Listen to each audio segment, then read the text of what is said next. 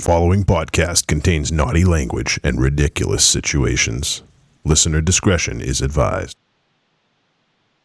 There's been a lot of foul talk in recent weeks. I mean, people's feathers have been getting ruffled, and I feel like I've been walking on eggshells. I feel like I'm just going to cross the road to get to the other side. I mean, I think I'm really just truly thinking about flying the coop. And maybe moving someplace nice like San Diego. So don't be chicken. And welcome to Trick or Treat Radio.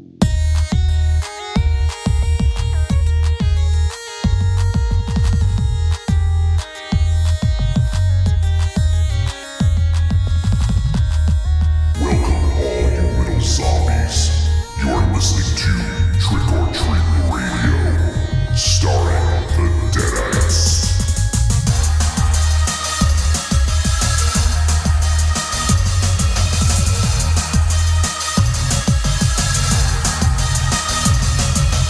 Welcome to episode 393 of Trick or Treat Radio. Trick or Treat Radio is the world's most dangerous podcast and is recorded in front of an undead studio audience here at Castle Wolfenstein and also at the Lair of Lost Swag within the Raven Chateau. We discuss at least one film a week. We argue, we make fun of each other, and yeah, that was some intro, Raven Chateau. Yeah, you know. I don't really. It was very cryptic. I don't know where you're getting at, though. Well, you got to read behind the scenes. Read behind the scenes. Go with it. Yeah. I know where you were going with it. That's Read the behind fucking. the scenes. That's the fucking joke, dummy. How do you read behind the scenes? No, you got to go to school. Well, he's been on enough film sets to know, right? That's true. Yeah, no, I was thinking about that too. It's for you. It's more like smoking behind the scenes. Yeah, behind the scenes, behind the sets. Read between the lines. Read between the lines, not read behind the scenes. Well, it's modern era. I'm updating it. Okay. Updating it. I don't think it's going to go very far. Well, I mean, it's modern technology. You know, peel back the curtain.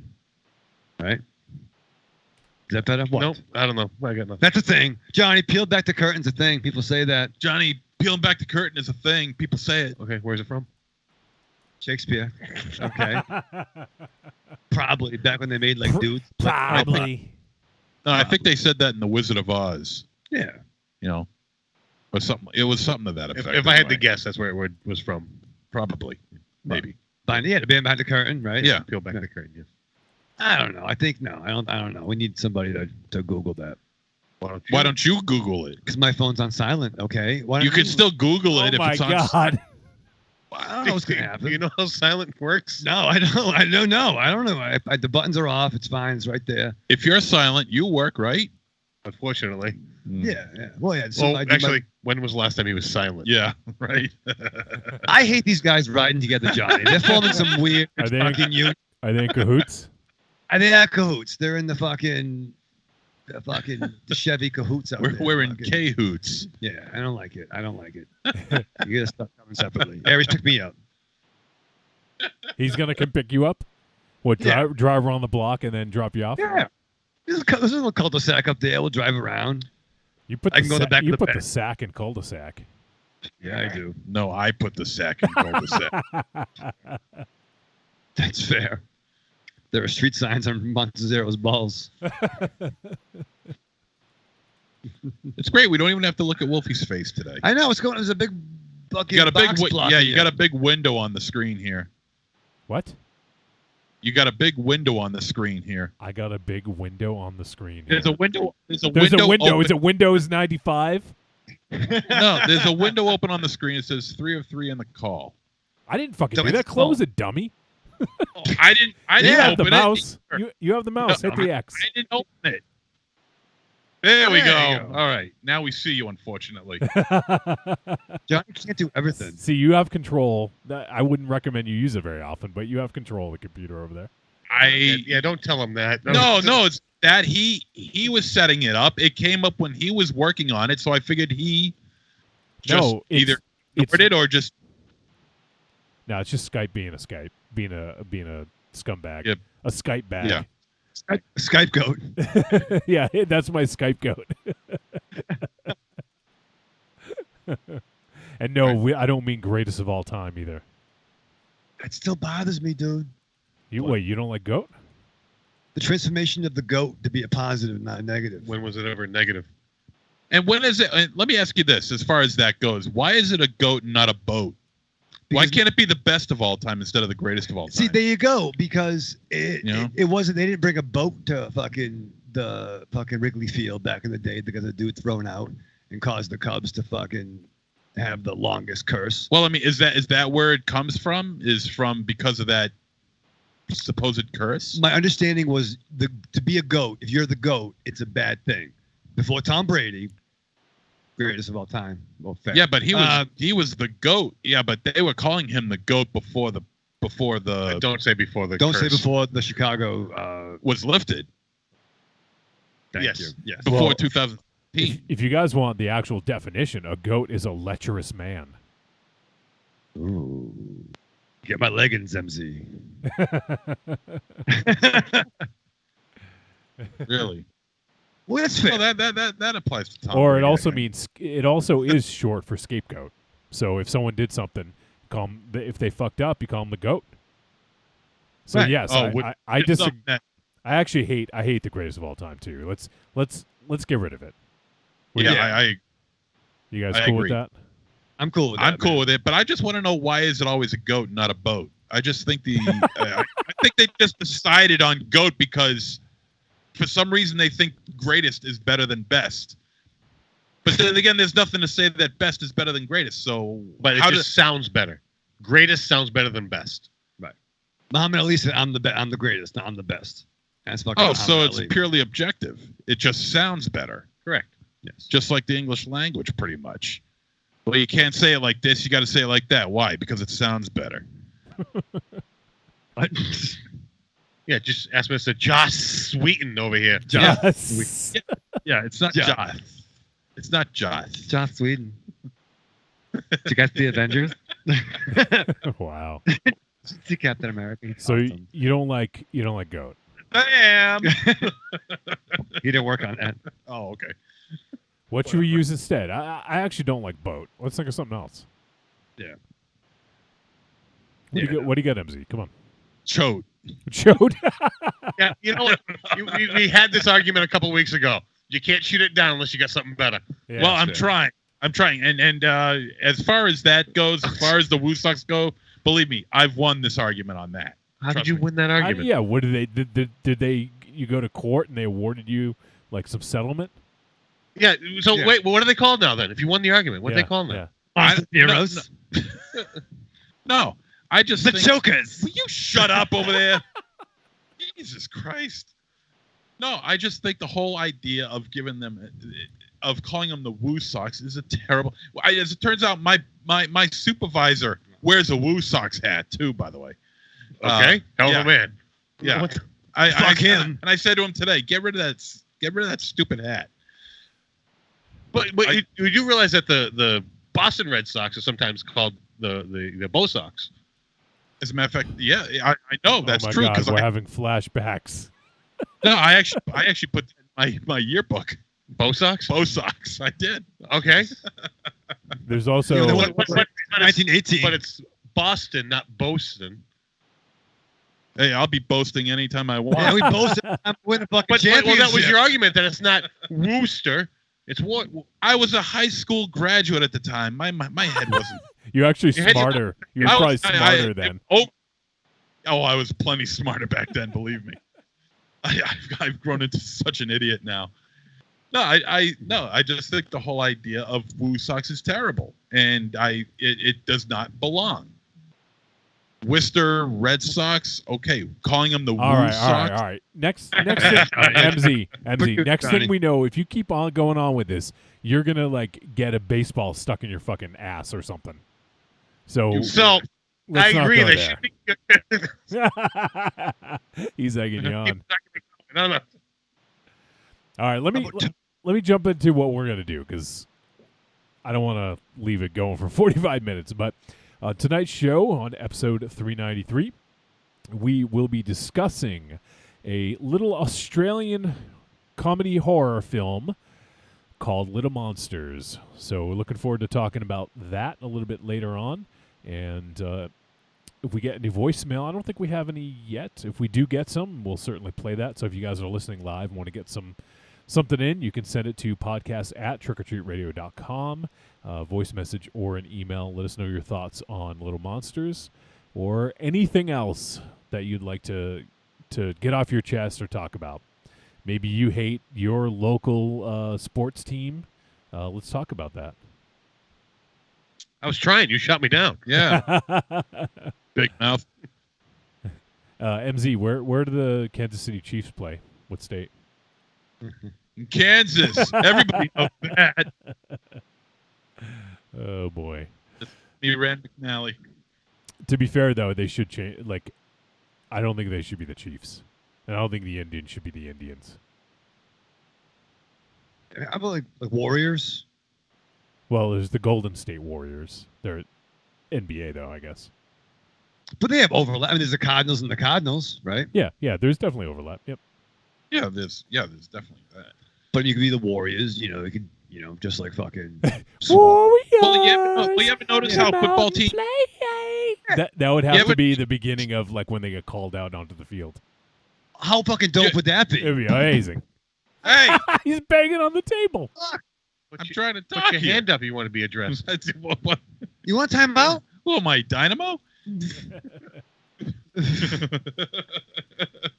No, I mean, well, you ever notice how football teams have, like, the overpowering, some football teams, I should say, have the overpowering logo as opposed to their baseball counterpart? You know what I mean? No. Like, you got overpowering? What do you mean? Yeah, well, you'll hear what I'm talking about. Like, you got the Detroit Lions, then the Detroit Tigers. You got the Chicago Bears, then you got the Chicago Cubs. You know what I mean? Dig? You don't, do you? No, I do, yeah. I see what you're saying, yeah. That's two examples. Yeah. Anything else? Because You get the Patriots and the Red Sox. No. completely unrelated. No. Do you have anything else besides those two? I'm trying. Because Bears and Cubs, I think, is related. Tigers and Well, they're both members of the feline family. yeah, I just think that is coincidental. No. Not No. really. No. Not really. No. No. But I mean, the Well, Cubs is older than the Bears. Well, As far as I think that's what he's trying to say is that the NFL came along and like tried to be a little bit more fierce, right? yeah, One up. yeah, Try yeah, to one up, yeah. exactly. Speaking of one up, is it the XFL starting this Yes, weekend? this weekend, yeah. Is it really? With no fucking fanfare at all. Is it really starting this Yeah, weekend? yeah. I mean, I knew it was coming at some point. I didn't know it's coming up this weekend. Vince Yes. McMahon is Yes. again going Oh, that's to the funny. Smash Mouth football. He is going to lose so much money, as Well, if he hasn't. I lost bet enough I bet money. it's going to do better than that other one. There was like that one I think was called AAF because it was like the radio station in Boston, but Yeah, right. they folded like before the season was even over. If only there was a big sporting AAF? event that was ending last weekend that maybe folks who are hungry for that sport might have something to watch the following week. They may have had a commercial. I mean, lingerie football lasted longer than the XFL. I mean, No, I know. but you think maybe some ad during the Super Bowl might have been helpful? They might not, I don't think they would have taken it. I don't think they would have taken it. They can The money's refuse right. ads. Do you, Yeah. Do you know how much those ads cost? $6 million. Yeah. Yeah. I don't know if I mean Vince has a lot of money, a shit ton of money. I don't know if he's willing to blow $6 million on a. I didn't buy anything that I saw on a commercial. Like I didn't buy Planters peanuts. I didn't buy a fucking Smart Pack. What? Planners penis? Yeah, I didn't buy one of those. Didn't the peanut blow up? You have a baby nut, did you? Is that the minor league team, the Baby Nuts? What's the baby nuts? That's the baseball team. The pro team is the Planners. Yeah, we're the Planters. The Planners peanut. Little baby nut. Everything's got to be baby now. What the hell's going on? Well, I don't like that. Baby Yoda. Yeah, no. Baby Yoda. That's one thing blows up, everyone's gonna jump on the bandwagon. Yeah, Baby Peanut. Fuck the Baby Peanut. But I never liked. I mean, all right, Lil Kim. All right, she gets a pass. But like, any dude whose like rap name is Little, you can't have that. Little John. John, Lil yeah. Wayne, Yeah, no, that's not cool. Why? Little Bow Wow. Yeah, don't be Lil. Like Lil. Well, Like what Lil. if they're like Yeah. 5'3"? Is that okay? Is that acceptable? Maybe. Nah. Well, Little Bow Wow. He was just a kid when he broke out. Yeah, Now but he's it's just not, known as Bow Wow. And, Yeah. it's better than a band like having Kid or Boy in their band name. No, Kid is okay Why is Kid okay? because He's 50-year-old Kid. Oh, you mean like No, Kid the no, Beast? no. Kid is In the Beast not Boys. okay. Heartbreak Kid Shawn Michaels, Yeah, he was a kid at the time that he came up with it. Nature Boy Ric Flair, That's How about Ugly Kid Joe? Kid.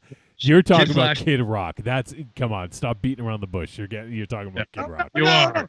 Dude, Well, here's the difference because Kid Rock, that is his stage name. Right. Heartbreak Kid and Nature Boy, Right. those are nicknames for their stage names. Right. yeah. So there's a difference. Right. So Kid is fine up to a certain age. Like Wally West became the Flash, right? Which is another thing they He got to did. stop. Which is another thing wrestling's got to stop, especially WWE. They got to stop this horse shit. I mean, yeah. Stop this You- horseshit. That's Yeah, fair. I'm You want to be serious. more I'm serious. specific. They got nicknames for their nicknames. It's like really, it's like the Viper, Randy Orton, or Randy Orton's his The actual vulgar name. guru of horror. No. The hard. Yeah, well, yeah, but put that towards fucking wrestling terms. The, you know, the I mean, game, the cerebral assassin. yeah, Triple H. Yeah. It's like, how far do you have to? Trips. How Yeah, many Hunter. nicknames do you have to give somebody? You're not going to get any because Mr. Yeah. Oh, I know.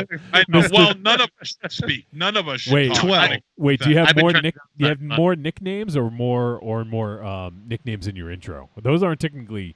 They're not technically nicknames, but you've had a lot of nicknames over the years. I have, Yeah. yeah. No, I mean, there are people who don't know me. There are some people that don't know. They think my- you're my two real- different people. Yeah, they have no idea. Yeah, like when we were at your wedding, Thank you. I thank you. And I had no idea what you that would. I'm like, I thought his name was. I know. I was still convinced. Are you kidding me? His name's I was still John convinced. Constantine. Yeah. I was still convinced up until you proved me wrong. I'm like, that motherfucker does not know my real name. He has no fucking idea. But I had a plaque in my house that had my real name on it. Oh yeah, from a job well done at work. Yeah. Yeah, I And remember somebody- that. Do you somebody- still have that? I do. You would. I'm a 3-time fucking champ, by the way. Let's flash the shocker for that one. It's not the shocker. It's fucking 3. Okay, this is the fucking shocker. Oh, All depends on which girl you're dating. All right. Well, Yeah. you did a lot of Grafton girls. That's fair. But no, I had a plaque up, and someone at my house was like, "Who's so and so?" I'm like, "Motherfucker, you walked into my house. I'm pretty sure it's mine. It's me." Oh, yeah. But yeah. So I got a lot. But yeah, when there's the Batman, he's the Dark Knight, the Gotham Guardian, the Cape Crusader. The Colossus of Clout. The Colossus of Clout. Superman, the Man of Steel, Man of Tomorrow. The guardian of gout. Yeah. But really, I mean, why is outside of the fact that he's banging Vince McMahon's daughter, Yes. why is he laid out with so many fucking nicknames for his nickname, for his not even his real name, No, for his stage name. whatever? A It's stage name and nickname are two different things. are you really going to get Yes. this deep into this? Yeah. It's a stage name. What was that? Flash me the shocker. Apparently, that's a new insult. Wow, is that what you want to do to him? Like, what are we talking here? I'd be worried about your ride home, Aries. I'm And this is for you. This I'll is sit for on you, my- and this is for the horse you rode in on. Is that Pee Wee Herman? Yeah. And how about Pee Wee Herman?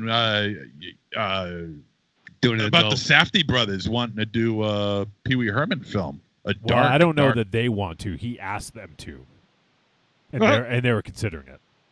Yeah, you know what? I would love to see it. Yeah, that'd be awesome.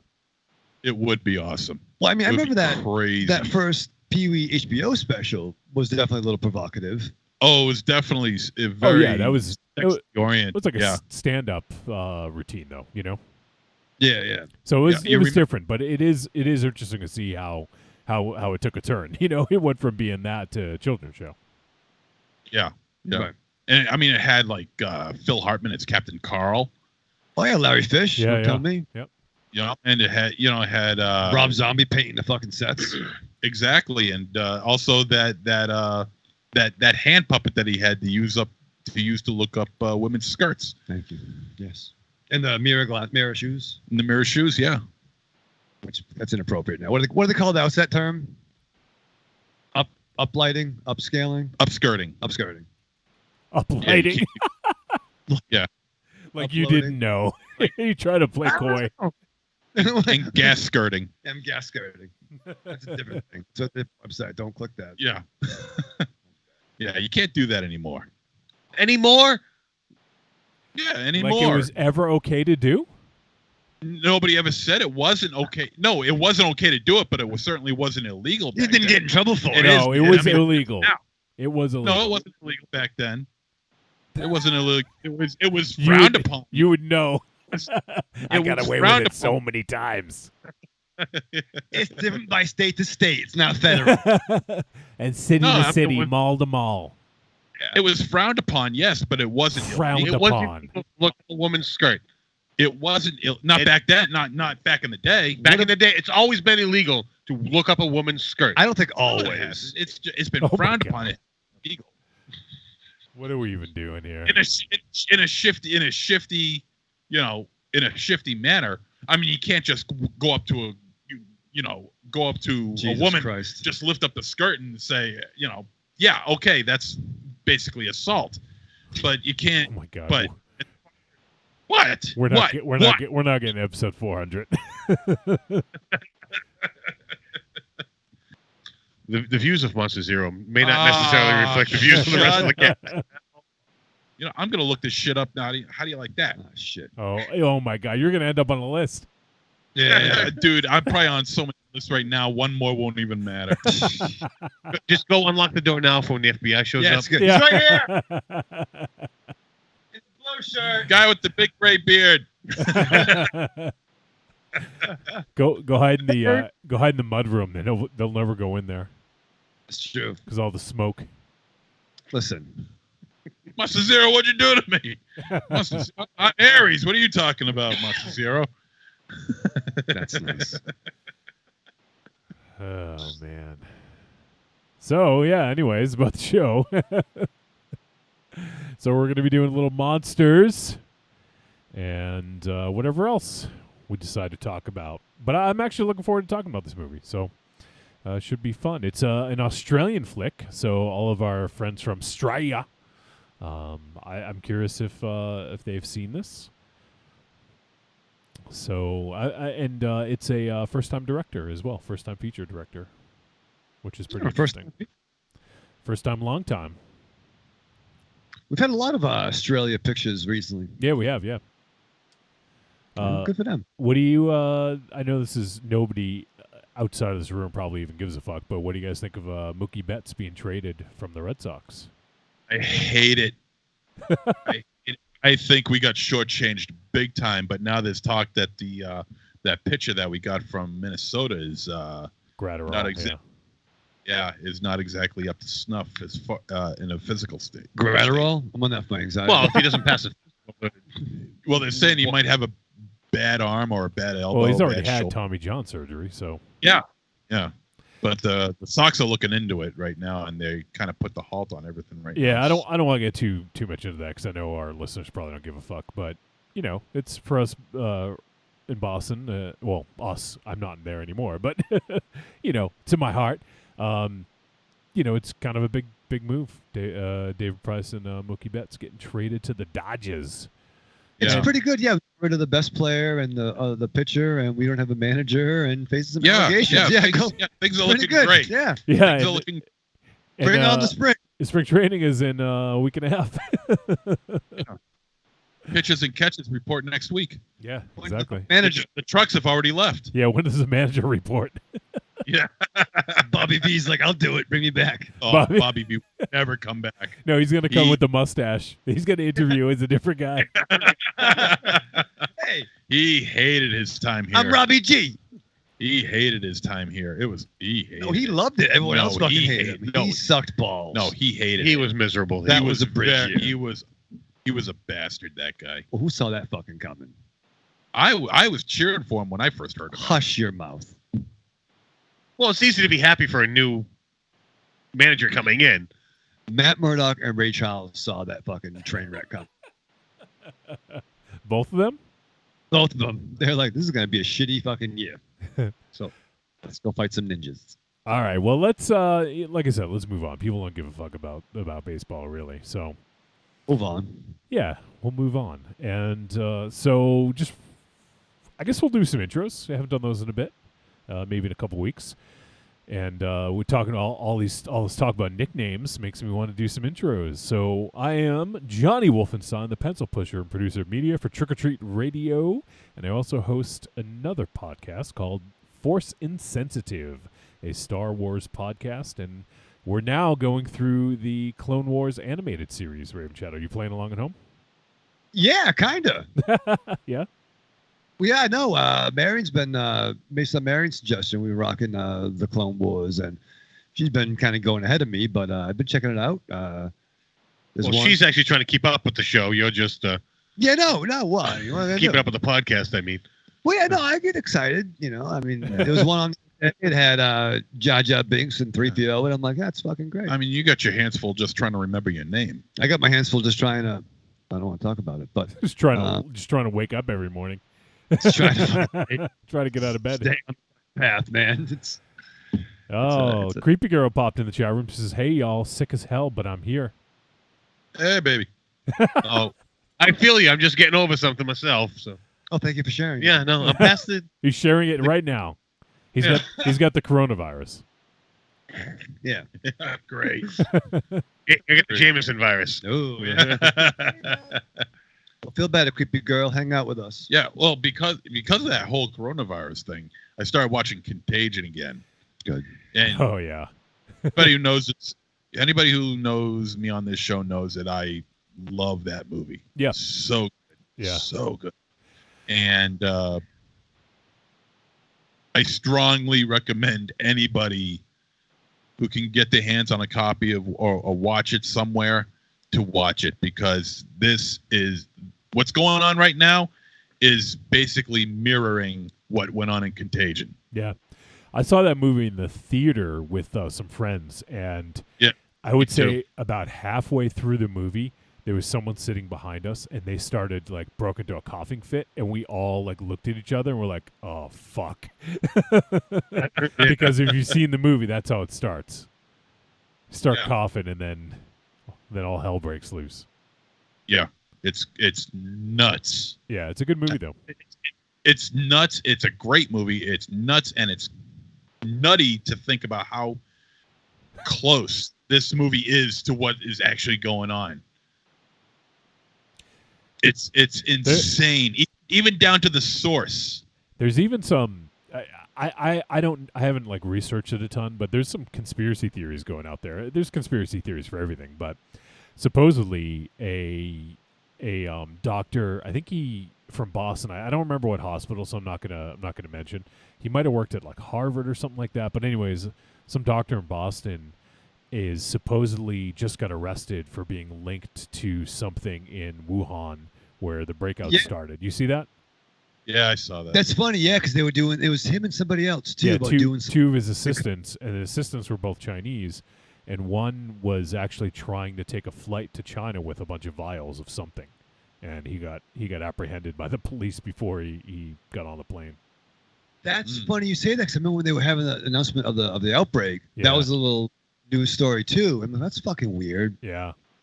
Yeah, for they had a term for it, like international science sharing or some weird fucking shit. Yeah, so I don't know. I mean, they haven't officially, mention that anything is linked, but just kind of interesting that this doctor was doing research and coming up with something for a company in Wuhan, China. So Fuck. God. And what's the thing about a bat? Wasn't something involving a bat? Yeah. People either They're eating saying a that's bat, where it came from. Yeah. Bats. someone fucked a bat. They ate a bat. Someone fucked up. Someone fucked a bat. Yeah, right. It was Bat Boy. It's a bad boy. Wait, it comes back around. Is he a boy or a Oh, man? fuck. What? Little bat boy. Yeah. It has to do with the just like in Contagion. And how many nicknames does Bat Boy have? How many what? How many nicknames does Bat Boy have? Not enough. Bat Boy's a legend around The here. dark tyke. Dark tyke. It doesn't fucking matter, man. We're all gonna get sick. We are literally like 2 minutes from fucking doomsday. Yep. Like it's Oh, it's like It's 2 all- seconds. yeah, right. Like it's pretty much like you don't have time to fucking. I think The Ares bathroom might break. survive it because he keeps pickling himself with whiskey. I have a plan, and it seems to be working. Oh shit. Doesn't fucking matter. Nothing matters. Ares, the whiskey pickler. You should see the vat. The whiskey pickler.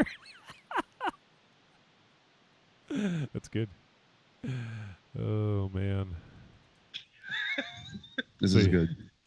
So yeah, that the coronavirus could put a crank in the Trick or Treat Radio Death Pool plans. So Yeah. Oh man. And it's almost putting a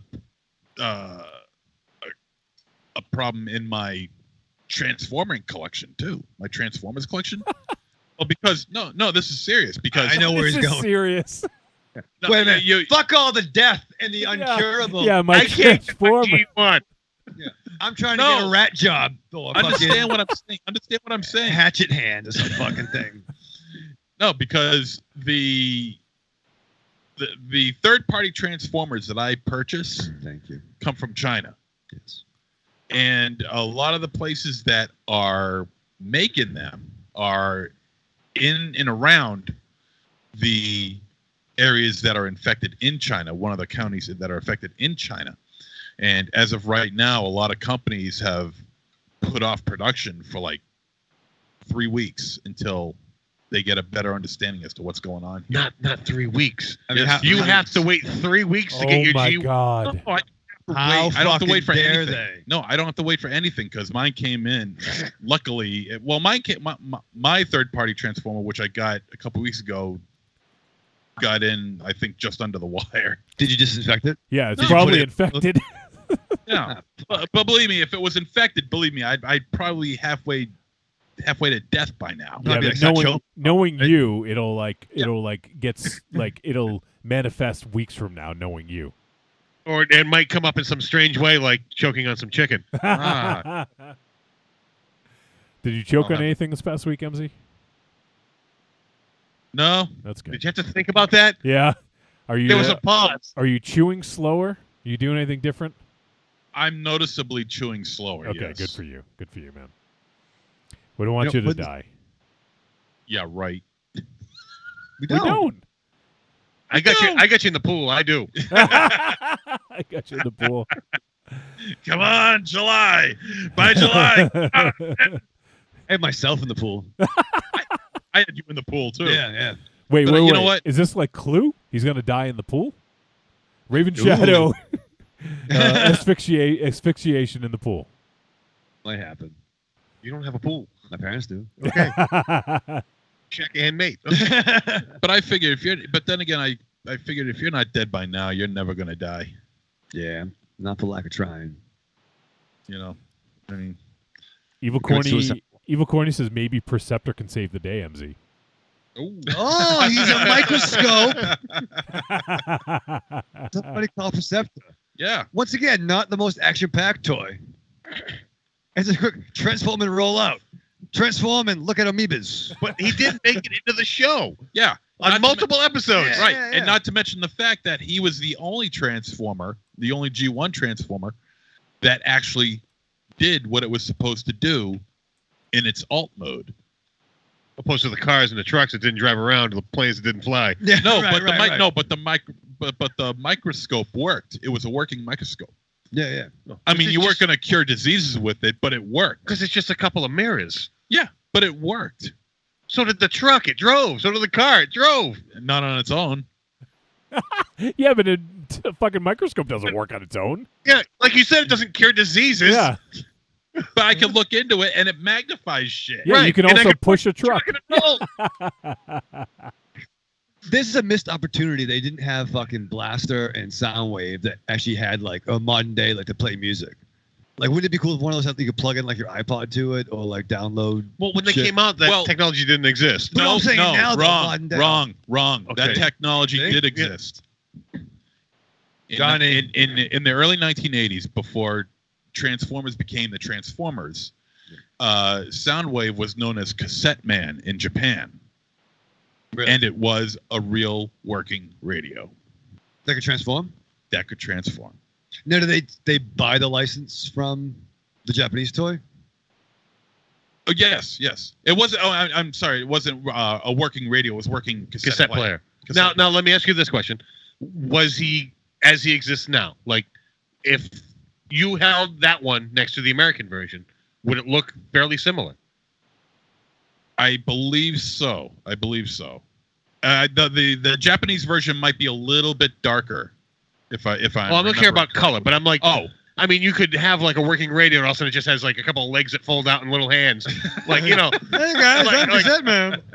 It's at some point, you got to sacrifice some of the function for the some of the form No, for I the get it. function. yeah, I So get it. that's why I'm wondering whether they just got rid of the radio playing aspect of it. Oh yeah. To make it look more human when in the transformation. No, they took the radio portion out of it, the functionality portion out of it, for cost.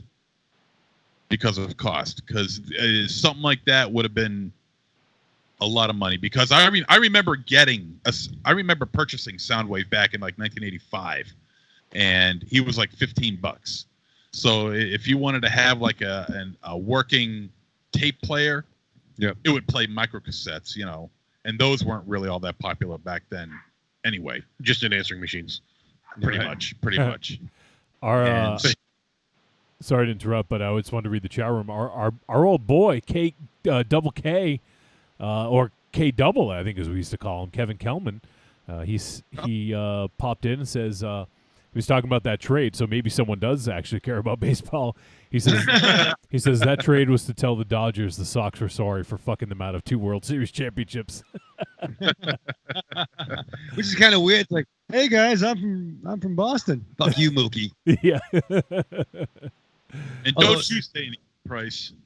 Yeah. The Dodgers have I been just want to play Xbox. the Dodgers have been like West Coast Red Sox for like 10 years now. Actually, yeah. We've just been like getting our hand-me-downs. They did, yeah, because they got. Didn't Dave Roberts go there? I think so. Dave Roberts Well, became their He was a their coach. manager. There's We also traded Carl Crawford and oh shit, what was the first baseman? Gonzalez. Yeah, Adrian Gonzalez.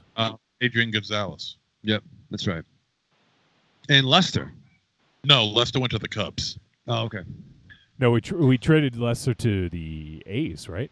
Oh, that's right. He did go to the A's, didn't he? Yeah. Yeah, and there was some manager that went there too. What the hell was Yeah. his name? Little. Grady. Grady, yeah, Little. Grady- He went to the Grady- Cleveland Indians. Yeah. No. He went to the Dodgers for a little while, didn't he? Maybe you're right. I'm trying to remember. I now. almost. Grady Little. Oh, why are you gonna make a fuss? I Go don't care crazy, about Grady. Mr. Fuss. I'm gonna call you Crazy Grady. And Corny also commented. He said pubes. He's using Perceptor to look at pubes. Is that what you're doing, So MG? Yes. Yes. All right. Fine. I'm done running. Yes, I did. I used Perceptor to look at pubes. You didn't run far. You run for president? I'm through running. You've caught me. Yes. I Thrown back. used Perceptor to look at pubes, and I got a Perceptor at home. And you know Yeah. what I'm going to do when I get home? Look at pubes? Yes, Your own? maybe. Oh God!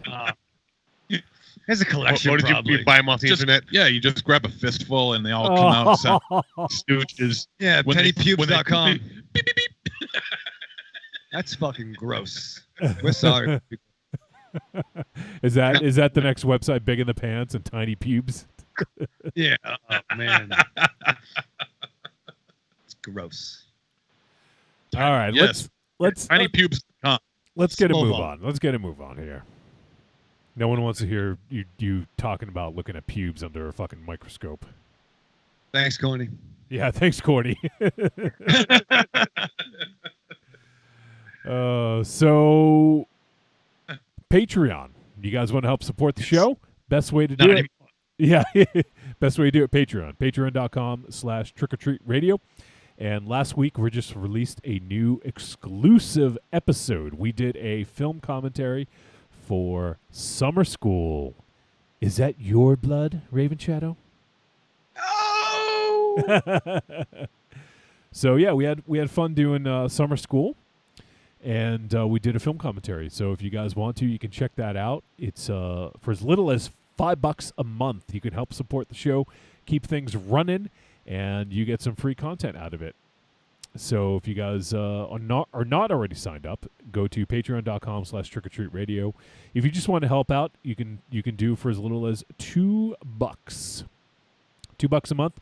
But if you do want some of that sweet exclusive audio, that's going to be at the $5 tier. So give it a look and help support the show, keep us running, pay for the bills, pay for the hosting, everything else. Podcasting's expensive. Podcasting is a complicated profession. So we would love to help, and we'd love to give you guys some stuff in exchange. Also, there's a few other ways you can help. You can go to trickortreatradio.com. You can scroll down, look for the Amazon logo, click it. It's going to bring you to Amazon. It's going to input our affiliate link. Everything you purchase in that session gets attributed to us. It doesn't cost them any extra, Raven Shadow. But it's another way to help keep the lights on. That's right. So if you guys want to, you shop on Amazon anyways, go fucking use our link. Yeah. You know, doesn't hurt anyone. Yeah. And in fact, it helps us. Yeah. Yeah. And then also, you can go to the Trick or Treat Radio store on trickortreatradio.com, click on store, and then there we got some digital content, the greatest hits of Trick or Treat Radio volumes 1 through 3. So give that a look. Help support your favorite, or maybe one of your favorite podcasts. We don't have to be your absolute favorite, but help support. What? Yeah, one of the podcasts you tolerate. Yes, yeah, exactly. Yeah. Or maybe you listen because you really actually hate the show. Yeah. It's possible. Hate listen. K Double says pubes and baseball, two things no one tunes in to listen to MZ talk about. I disagree. It's kind of fascinating. It's kind of, I'll leave him behind, and you guys can have a discussion. Wait, off air. No, he's got to go with you. No, you guys can talk pubes and baseball. pubics. Pubix cube. You can talk about pubic zirconians. Yeah, it's a Pubix lube. That's fucking gross. Oh, that's genius. That's a good name brand. Then. Write that down. Pubix. Pubix cube. Pubix cube. A fine product from Pubix. Brought to you by Pubix. And now new peanut butter pubics. All right, so we're going to jump into a film discussion in just a few minutes. Wait, K Double says my favorite supermarket, Publix. That is have you guys ever seen that? There's a grocery store named Publix. Yeah, it's Yeah. Not up here in England. No, But no, it's, not up here, no. Publix. Publix enemy number one. I don't even know Public enema. Oh, man. All right, so, Raven Shadow. Yeah. You sit down to watch Little Monsters. What do you do to prepare for this movie? Oh, man. I was getting ready to record a new episode of Bomba Radio. You've never recorded an episode. No, but I watched a movie that I could do one with. Okay. I was playing around with the Tubi, right? Mm-hmm. So we watched... you're also... Tubi. Puby. Tubi. I also... you also were fucking fucksing around with Shudder, weren't you? Yeah, I was fucking around with that. Yeah, I got a Roku. I got a Roku. Did you erase all the Shutter? Did it No. crash? Did Shutter crash because of you? I don't think so. I'm pretty sure it's still there. But no, I moved around. So I moved the Fire Stick up in the bedroom. We got a Roku downstairs and a fire. So it's nice. I have a lot of content and a lot of rooms now. You got a lot of technology that you don't know how to use. That's why Marion's very helpful. It's fucking smart. But we watched The First Contact, which is nice, right? I don't know what the hell you're talking about. The First Contact. Star Trek First Contact with the boy. Okay, well, you need to give me a little more, like, you can't say The First Contact. That sounds like that's the name of the title. That's the name of the movie. It's Star Trek First Contact. Well, Star Trek First Contact. We watched that. That was on Tubi. And then we checked out a movie called Voices, right? And it had Ryan Reynolds, a young Ryan Reynolds. And the premise was... Oh, yeah. We actually almost did this on the show. Yeah. Really? Yeah. So I didn't watch all of it. I watched like the first half an hour. And then you fell asleep. But no. I watched the first half hour. That's the thing. I'm telling you about that. That's like fucking Bamba Radio. Where's the fucking my friend who drives around a lot? You don't even Cody. know his fucking name? Nathan Cotton, Cody, Coy Van Duke Pond. All right? Pod. On? Yeah. What? I love him very much. He was always driving. He's always moving. He's driving this way and then moving the other way. We're questioning the pond aspect of that. I'm making it up as I fucking go. God, No it's obvious. shit. Oh, God. No shit, Little Chet. problematic. No Yeah. shit, Chet. Yeah. It's a little problematic when you start adding names to people that Yeah. we have no Nathan idea what you're Cotton, saying. Cody, Superfied. And in case you haven't figured it out yet, Yeah. we call you on your bullshit. Stop it. No, No, Why? because it's fun. because No, listen, if I don't need any fucking help. Like I'm getting always in trouble, but thank you for asking. What I'm trying to say is I watched 15 minutes of The Voices. Now we're back. wait, what's half an hour? Yeah. Now it's Probably about 15 25 minutes. It's close Oh, to I a thought half he was an going to hour. go back to 10 at this point. I watched the trailer I for watched it. the opening credits. There's a movie called Voices, and it's fucking outrageous because Ryan Reynolds lives alone, has a soul-sucking job that he hates in the corporate world. Oh, my God. This sounds so familiar. Wait, I know. You? He has a fucking dog, Dog that and a loves cat. him, and a cat that yells at him and fucking judges him and tells him to do evil things. Right? It's fucking weird.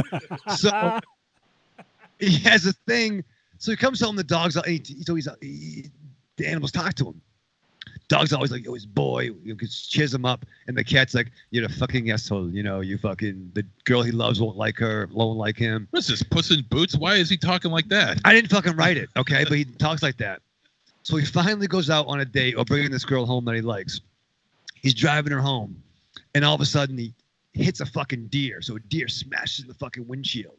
Now he hears the deer talking. He's like, kill me, kill me. So he pulls the fucking knife out, right? Cuts the fucking deer's fucking neck off, right? The first fucking 20 minutes of the movie. Chick's flipping, blood all over her. Meanwhile, you think it's some kind of comedy, like it's a fucking two girls, a guy at a pizza place or whatever the fuck. What? So Yeah, it sounds like a riot so far. that's the thing. So it changes in the first 15, 20 minutes. So he cuts the fucking deer's head off. She flips out. She makes a run for it. He's chasing her with a knife. She stands and stops. He runs and stabs the fucking chick. And it's like, I'm so sorry. His fucking blood's everywhere. Then we shut it off. But I would give it a treat on the Bomba Radio program. Well, then why'd you shut it off? Yeah, why'd you shut it off? That's for Cody because we're doing other things. Other things happen. Then were you even watching the movie? Yeah. Why But even it was bother? Why even bother? Just go over to the other things. 60-second review put in a better effort than that. Well, look, no, we watched fucking first Star Trek First Contact, Aries. Again. Right? Again. What do you mean again? You saw it before. I saw it with you. Yeah. So you watched it again. Again. For the second time. Why isn't that the one where things happened? Well, I mean, it's what fucking Jean-Luc Picard. Well, Picard gets you fucking going. I'll tell you that much. And fucking Riker. But no, I wanted to see the fucking First Contact. I had fun seeing that with you. We got mozzarella sticks. Yeah, and we watched the whole movie. We made it to the end.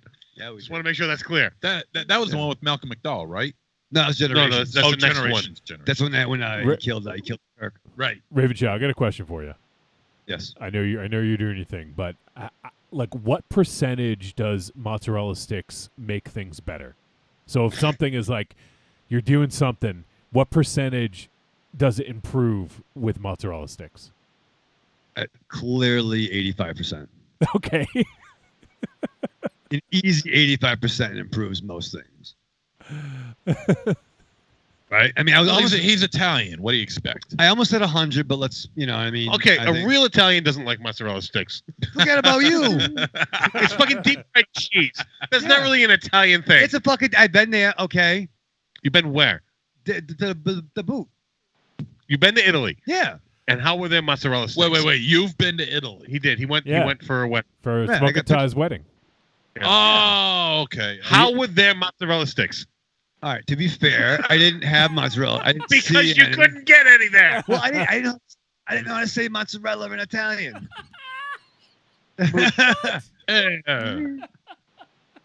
Forget about it. Come si dice mozzarella? Hey, Stick. steak. Mozzarella on a stick, and they got warm milk over there. No, all I had was fucking lasagna because it was safe, because everything had fish in it. One girl got pasta and dipped in. I'm like, that looks fucking good. Looks like fucking SpaghettiOs and meatballs. Put a fucking fork in and came out with a fucking giant, fucking tiny, fucking lobster crustacean looking motherfucker. Yeah. So lasagna was safe. So all I ate was lasagna and drank Lambrusco, because a bottle of Lambrusco was €5. What are you staring at me for? And then I strapped on. Oh god. Oh, good. Wolfie, go to commercial. He just said it. I know. I'm just in disbelief. Why? Have a fucking commercial break with a side of mozzarella sticks. You go through your week with the same old routine.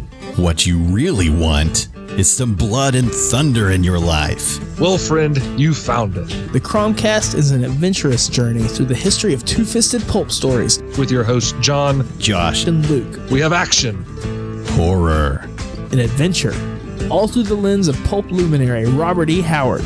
Don't just stay in your ordinary life. find your pulp life at thecromcast.blogspot.com. The Cromcast, The Cromcast. The Cromcast. a podcast for the barbarian at heart.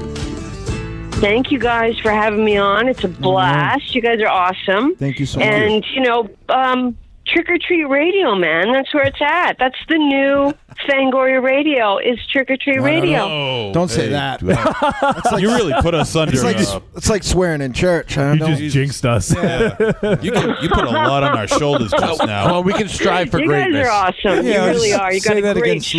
slowly. Oh, delicious nerds. Ms. M knows you like to chat it up with other sexy shut-ins about comics, movies, video games, and your favorite TV shows. If that sounds like you, cuddle up to the Trick or Treat Radio Facebook group, or the FIB. That stands for Fan Interaction Board. Just go to Facebook and search for Trick or Treat Radio and have more fun than a Jedi at a lightsaber sale. Not enough? Watch us on YouTube, The Deadites TV, all one word. Last but not least, check out the world's most dangerous talk radio show, Trick or Treat Radio, at trickortreatradio.com.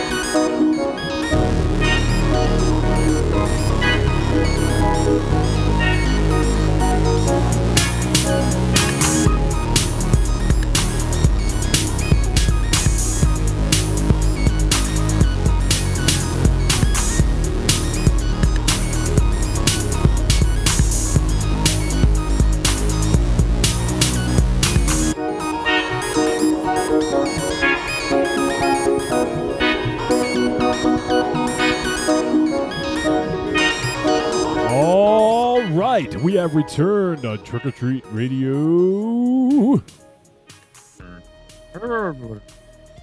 Brr.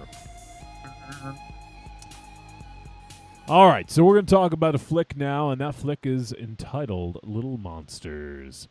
And Little Monsters is rated R. It is 93 minutes. It is a horror comedy, and it was released in 2019 on Hulu in October, I believe. So this is one that we didn't catch as soon as it hit. We typically do VOD. We occasionally will branch out into the streaming apps, but not as often. But this one definitely got past us, and ended up seeing it show up on a lot of year-end lists of being one of the movies that was highly rated. And so we almost did it late in the year, I believe, and then some other stuff kind of won out. So this was sort of on the back burner. And when we had some movies that got pushed back in the early part of this year that we were going to do, so those got pushed back a little bit. So we slotted this one in, and I'm excited to talk about it. So the film is written and directed by first-time filmmaker Abe Forsyth. It looks like he did. What's that? Or Abe Knuckleball Forsyth. Well, actually, no. I'm sorry. He did one other film, a film called Down Under, which was a black comedy. So this is not his first feature. I thought for some reason I thought it was. So it's his second feature, but that's all he has to his filmography as a. Oh, no, he has a lot actually. Jeez. Oh, you know what? I think I was looking at. Yeah, I was looking at known for. He's known for. It just shows Little Monsters and Down Under, and then if you look at his filmography, he's actually announced to direct RoboCop Returns. Oh, no kidding. Yeah, so good for him, man. Yeah. Right. So yeah, no, I'm way off on this. He's done a lot of stuff. He, let's see, yeah, he's been making stuff for a while. He looks super young. I think that's the thing that threw me off. He was born in '81, so he is almost 40. I guess it's not super young, but he kind of looks like a kept up John Connor. What's his name? Oh, yeah. Eddie Furlong? Yeah. Eddie Furlong, yeah. He kind of looks like what Eddie Furlong would look like if he kept himself up. I could see that. Yeah. Yeah. Kind of does a little bit. But, yeah, so, I mean, good for him. He made a couple films, and he's done a bunch of shorts and a bunch of TV stuff as well. So, but this was probably the big break for him because, Hulu bought it and a lot of people are talking about it. So looks like that might have led to him getting RoboCop Returns. So the film stars Lupita Nyong'o, Alexander England, Josh Gad, Kat Stewart. I'm not going to name all the kids because there's a lot of children in this. Nadia Townsend, who, if I'm not mistaken, she did. Was it her, or am I thinking of someone else? Just give me one sec to peruse. Yeah, no, okay, it wasn't her. I thought she was in. Oh my God, I'm drawing a blank. What was Contracted? Contracted. I think this. Oh, that was her? No, it wasn't. I thought it was the star of Contracted has the same last name, Najara Townsend, not Nadia. Okay, so that's what threw me off. So yeah, so Nadia Townsend and Glenn Hazeldine and a bunch of children actors as well were featured in this. The synopsis: a washed-up musician teams up with a teacher and a kids show personality to protect young children from a sudden outbreak of zombies. And this is, as I mentioned, an Australian film. So let's jump in. So Aries, I know Aries was super excited to see this. He was, when we were unsure what to do, he was kind of pushing for this one. Did you hear any good things about this, Aries, or was it just something you were interested in checking out? I read the synopsis and looked at that movie poster, and something about it just struck me. This went back to the days of walking through the video rental store and picking up a movie strictly on the cover art. This would 100% been something I would have rented based on the cover art. Something about that really just it hit something with me. Yeah, it's. I mean, we're looking at the poster, and it's Lupita Nyong'o holding a ukulele, jumping in the air with a blood-soaked yellow dress with zombies like gripping at her feet. but with sheer joy on her face, Yes, though. huge smile. Wow. Yes, that's very key. So funny because I've seen that post. I didn't look at that poster at all, like from the down under her like legs. All I saw was like, because I try to make a point to not know as much as I can about the films that we're watching. So like I didn't know it was even about zombies until You try to not know much about the films even after you watch them. yeah. It wasn't that, I don't know. It's fucking how it goes in one and out the other. So I know this is about zombies. You didn't know this. I didn't. Okay. No, the closest, as far as I get when it comes to knowing what I'm in for when I watch a movie, is that I just read the synopsis.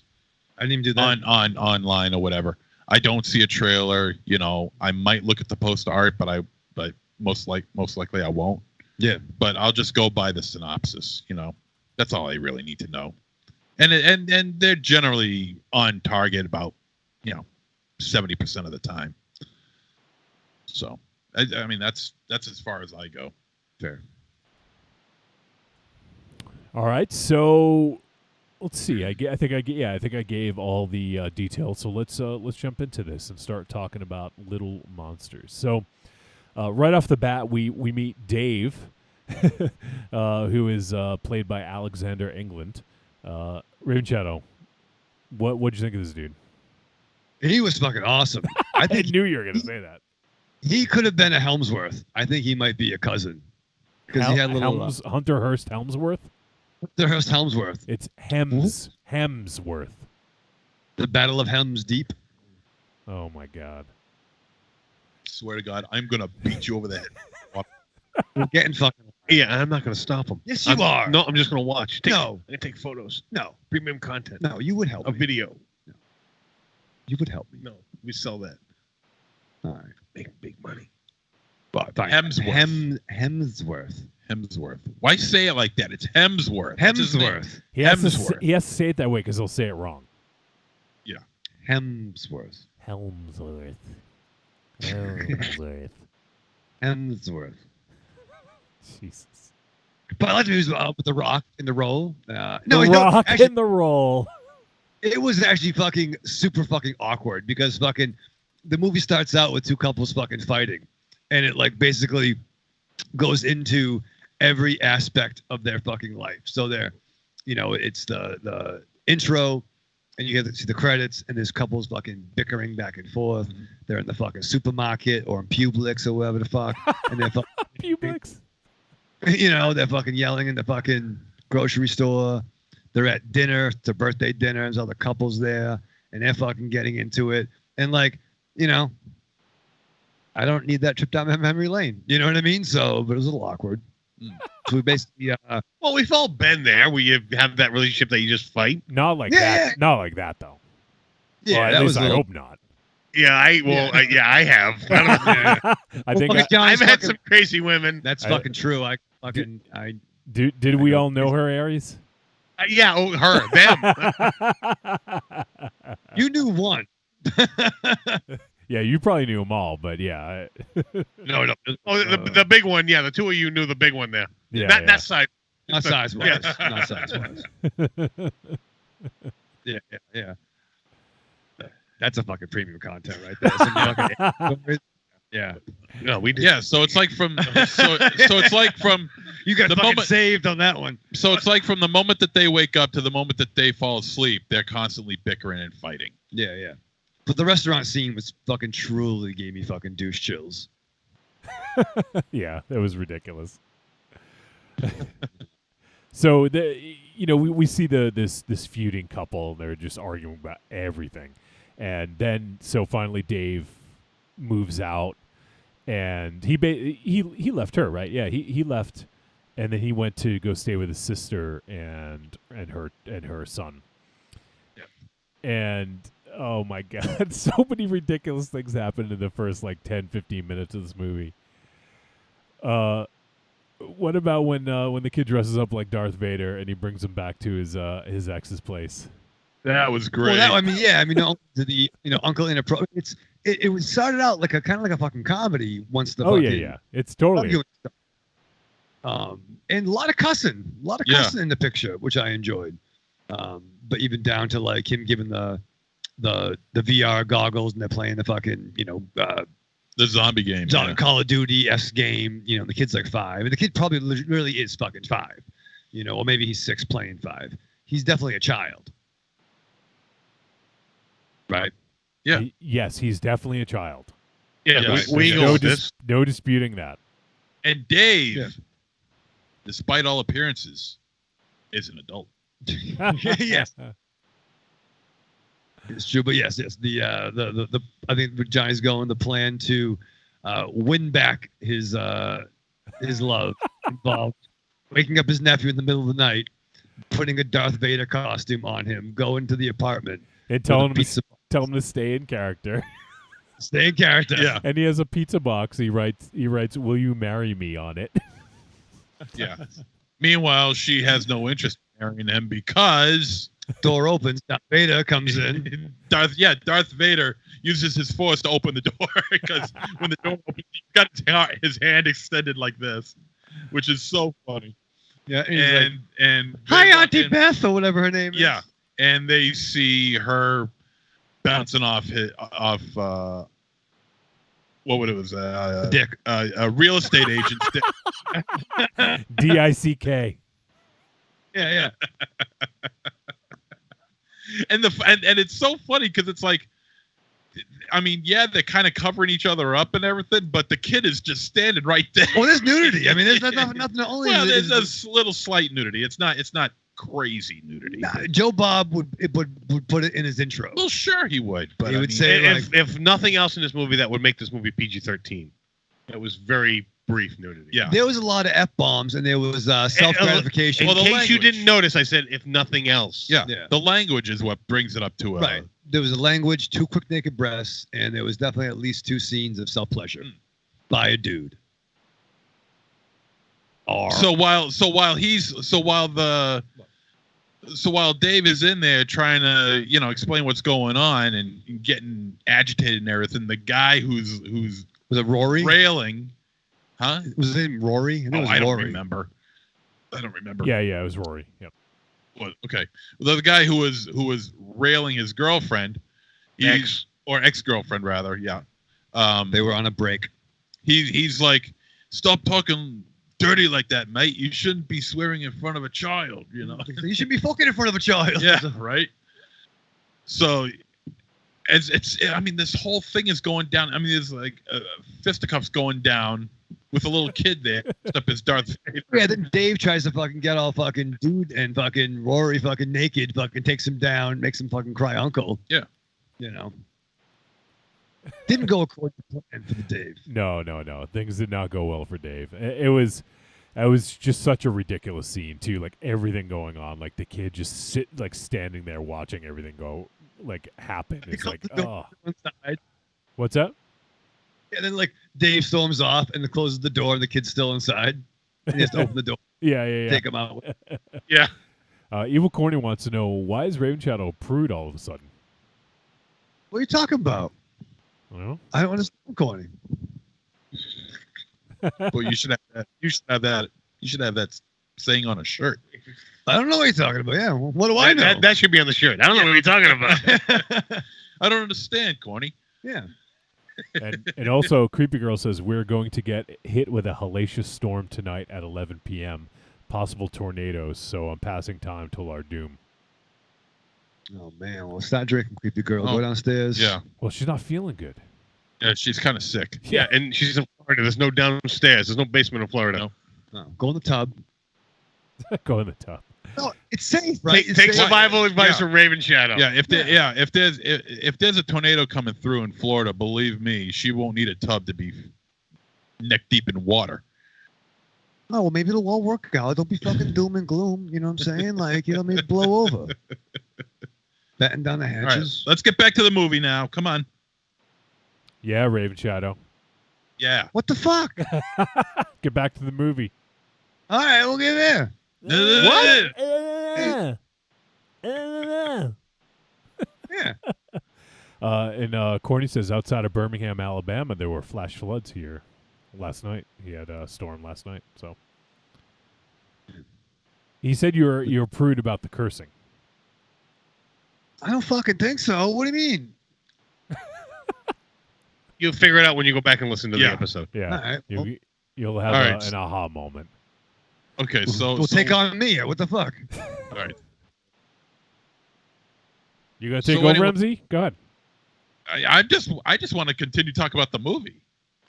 Go ahead. So go ahead. All right. Yeah. All right. So they leave, and so he goes back to his sister's house, and she's getting all pissed off. She's threatening to throw him out, and he starts whimpering like a little baby, which is so funny because I mean you don't know that much about his character. You don't know how much of a wall of emotion that this guy has, but when you see him just break down, you just can't help but laugh. And the guy's just trying to get by. He goes out on the street corner, plays guitar for money and everything like that. And Right, he's talking about his band and stuff. No, this motherfucker's not trying to get by. This motherfucker's just trying to live the glory days.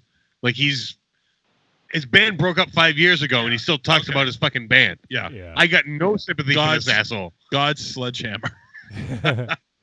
So he's basically trying to live off of his sort of past accomplishments, and you can tell that he's not moving forward at all. Like he's kind of stuck in this whole thing, and he's talking about his band that broke up years ago, and he's just kind of like looking for his place and looking for his thing, and so it's he's pretty fucked up at first. Like you see some of the shit that he does, and he's just like out of control, But then he goes to bring his was his nephew? Yeah, his nephew to school, and he meets the teacher, Miss Caroline, played by Lupita Nyong'o, and he is pretty much smitten like immediately, and he keeps calling her Miss Caroline as well, which is kind of funny. Can't blame him because she is really cute. Let's be honest, we all be smitten if we walked in on that room. She is fucking adorable in this movie. Mm-hmm. I love her to death in this movie. And I think most people probably know about Lupita Nyong'o. We know her from obviously she was amazing in Us, in Jordan Peele's Us, playing Adelaide and Red, the one with the voice Raven Shadow. Yeah, that's her. Yes. Yeah, that's her. Yeah. You had to remind him, didn't you? That one. And she also plays. Well, she doesn't. I don't know if she does the motion. I think she does the motion capture and the voice for Maz Kanata from the Star Wars films, the most recent sequel. Oh, really? Yeah. Good for her. So Is she the one with the eyes? The eyes. Yeah, the eyes. Yeah. Yeah. So really, I mean, this is her first movie since Us and since the Star Wars, the last Star Wars movie. Well, this came out. So this came out right. This actually was. I think it was filmed right before Us. I can see that. All right. I believe that. Yeah. All right. So, and she was also in Black Panther as well. She played Nakia. Mm-hmm. And also she made her, like, she became a well-known actress from 12 Years a Slave. Yep. So that was sort of her big breakthrough right there. Good movie too, by the way. Check it out. Yeah, you love comedies. Jesus. But yeah, no, she's amazing, and she has got a ton of range. Like just seeing what she did in Us, and then seeing this, those two alone, right there, like there's a ton of range, She's fantastic. She's fantastic. And she was super charming in this, and she got to sing and play the ukulele, and like this is probably not the easiest of roles to play because she's holding back terror and dread while trying to put on like a brave, like happy face and try to convince the kids that nothing's wrong, And you could see that too. I mean, to jump ahead, I mean, there was definitely a particular line of dialogue when she was trying to get someone to play ball a certain way, and the fierceness she displayed, in that. but then the way she was able to, try to keep the kids in line, whether they're playing a game, and keep their spirits up, and the way she saw her role, the way she saw her job, and what she had to do no matter what, that was the role that she had to be, was to protect those kids in her care. And to just jump ahead a little bit more on that, what I really loved about her character was the fact that it never broke. It never really had an arc. It never was like, sweet little Miss Caroline, and she's like all nice with the happy, like smiling and dainty, and she's putting on the brave face for the kids, right, so they wouldn't feel scared. But she never broke into that area where it would be on the other side of that spectrum, where she would like possibly let out a few expletives or something to that. No, something to that idea. I'm gonna slightly disagree with that. I feel that there were times where you saw that the real person came through, and she had to bring herself back into Miss Caroline mode. Oh, I agree, but she just never broke that. Well, no, it was just I'm saying. She had to bring herself back. Like you saw the real person. Oh yeah, she definitely. And then she had to 100% just turn back on again. No, she definitely had to rein herself in. And that was the thing, right? I think maybe what I must think what you're trying to say, but it wasn't like she was the mousy one that she discovered her heart or her balls. They were always there. Like when we learn a little bit about her backstory, despite some of the comedic nature of it, I feel that she was always a badass, and she was just playing the Miss Caroline role. Well, I mean, teachers are fucking badasses to begin with. To fucking deal with what they do. Yeah, masochistic probably. I mean, they're Fuck that. I mean, they gotta play the nice person, but they're fucking badasses. Yeah. I mean, they just. I mean, meet a fucking teacher. They'll fucking kick your ass. Yeah. No. Yeah. I mean, high school, elementary, it doesn't matter. They are fucking badasses, and they just put on that smiley face. Yeah. No, she did fantastically in this movie. Yeah, and we haven't even talked about another character who is more of a sort of a bit part. He's not as as featured as you would think from the synopsis, but that would be Josh Gad's character, Teddy McGiggle. One of the greatest characters of all time. God damn. You know what? I'm looking forward to talking about this guy.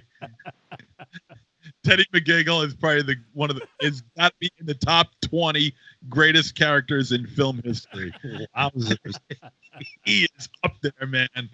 Write that down so we can bring that back up. Yeah. I don't care. Top 20 in film history. Okay. I don't care. Yeah, 20 in film history. This guy was solid. Fucking funny. It was pretty fucking hilarious. I will admit. Like when you first see him, like you kind of see. I think they were watching him on TV or something. Like you see him in the background, and then the nephew was watching him when Dave slept all day. That's right. And then when they get to the like a petting zoo / mini golf. Treasure Valley, yeah. Which we have one up Pleasure here. Valley, yeah. So they got there, and it just happens that Teddy McGiggle is doing a show from there, and then the kids see him like all excited, and they run over and then and talk to him, and then as soon as the fucking camera goes off, like he is such a dick. Yeah. He's the exact opposite of Miss Caroline. Yes, right. Yes. The exact opposite. What was Mr. Frog? His buddy? Froggy. Froggy, yeah. Froggy. But there was like the worst host, like almost like Robin Williams in Death of Smoochie kind of guy, like one of those fucking kind of dudes. Yeah, pretty much. And it was a very welcome change to the Miss Caroline character, because it was he's the complete antithesis of what Miss Caroline was. She, smiling all the time, happy, brave face, like we mentioned before, but just never broke that into that other area. Meanwhile, Teddy McGiggle just did the exact opposite. Yeah, it was. And the funny thing is, with Dave, he was almost sort of like, in a sense, in the middle, like transitioning from one to another, right? Like he definitely related more to Teddy McGiggle at the beginning, And then towards the end, his character arc probably, he probably identified a little bit more with, with Miss Caroline. And we, and obviously we get a little bit more about Miss Caroline and her backstory as well, knowing that she's not such a goody two shoes, but she puts on a good face, Right, and the fact that Dave was even there was because one of the other chaperones bowed out, and because when he wanted to get in on some Miss Caroline, he threw himself into the mix. Mm-hmm. So he wasn't even supposed to be there. But yeah, you know what I mean. Now, when we get now, in order to get into the zombie phase of this movie, to me, this part felt a little muddled. It just didn't feel like it was completed to me. The fact that the kid-friendly ecotarium, golf course, petting zoo was right next to the secret military. No. base. The fact, that to me was just almost sort of like that's almost like a thing that they do in horror movies. Like that was one of the things that you just accept because it's silly. It's silly. Like the fact that they did that is silly. Right. Yeah. But what I'm talking about is like the way that the zombies escaped. I mean, unless I missed something, because I don't think I did. The sirens started going. There was an attack inside the facility. Sirens went off. There's a guard outside that's talking to a family in a car, telling them that this is not the putt-putt golf. Yeah. Directing them down the road, and all of a sudden the sirens start going off, and next thing you know, the guard is there saying, "Open the door, open the door, open the door," and next thing then there's a bunch of other stuff going on with Miss Caroline and Dave, and a little bit with Teddy McGiggle as well, and we go back to the military site. The gates open and there's the undead coming out. Well, it's not 100% clear. You do see, as you explained, open the gate, open the gate, open the gate. As soon as he walks through, you do hear him say, close the gate, and then it cuts away. Yeah. But there is a lot of going on of people that are doing jobs that they probably shouldn't be doing. You saw that first kill in the facility. In the facility. Right. That person should not have been doing the job he was in. So I'm assuming the whole facility is filled with people in positions they should not be in. And so that is where people can get out. It's just the suspension of disbelief. I mean, it's a horror movie. It needs to come from somewhere. Like, stuff just happened. Like, this movie was a lean 93 minutes. If they had to explain how that happened, we're probably looking at 100 minutes. And it might have, I just don't know if that's anything we need to even know about. Like, it happened. That's all you need to know. They escaped, I don't know, to sleep. You don't need a fucking 3-hour cut of this. I don't know. I mean, I don't think you would tack on an extra 7 minutes to something like this just to explain how the zombies escaped. But I think you got it though. I mean, we saw the two workers who. Yeah, that's all you need. There was a comment when, he's like, they've overrun everything and close the gate. So I mean, obviously they drove into shit was already going down. The dudes at the front, the guard, could have ran in, closed the gate, realized they're being overrun, opened the fucking gate, and he gets overrun. You know what I mean? And they fucking escaped. I wouldn't overthink that. I don't know. I mean, it was easy. It's easy to follow in what happened, but I just think having that fleshed out a little bit would have made it a little bit more cohesive.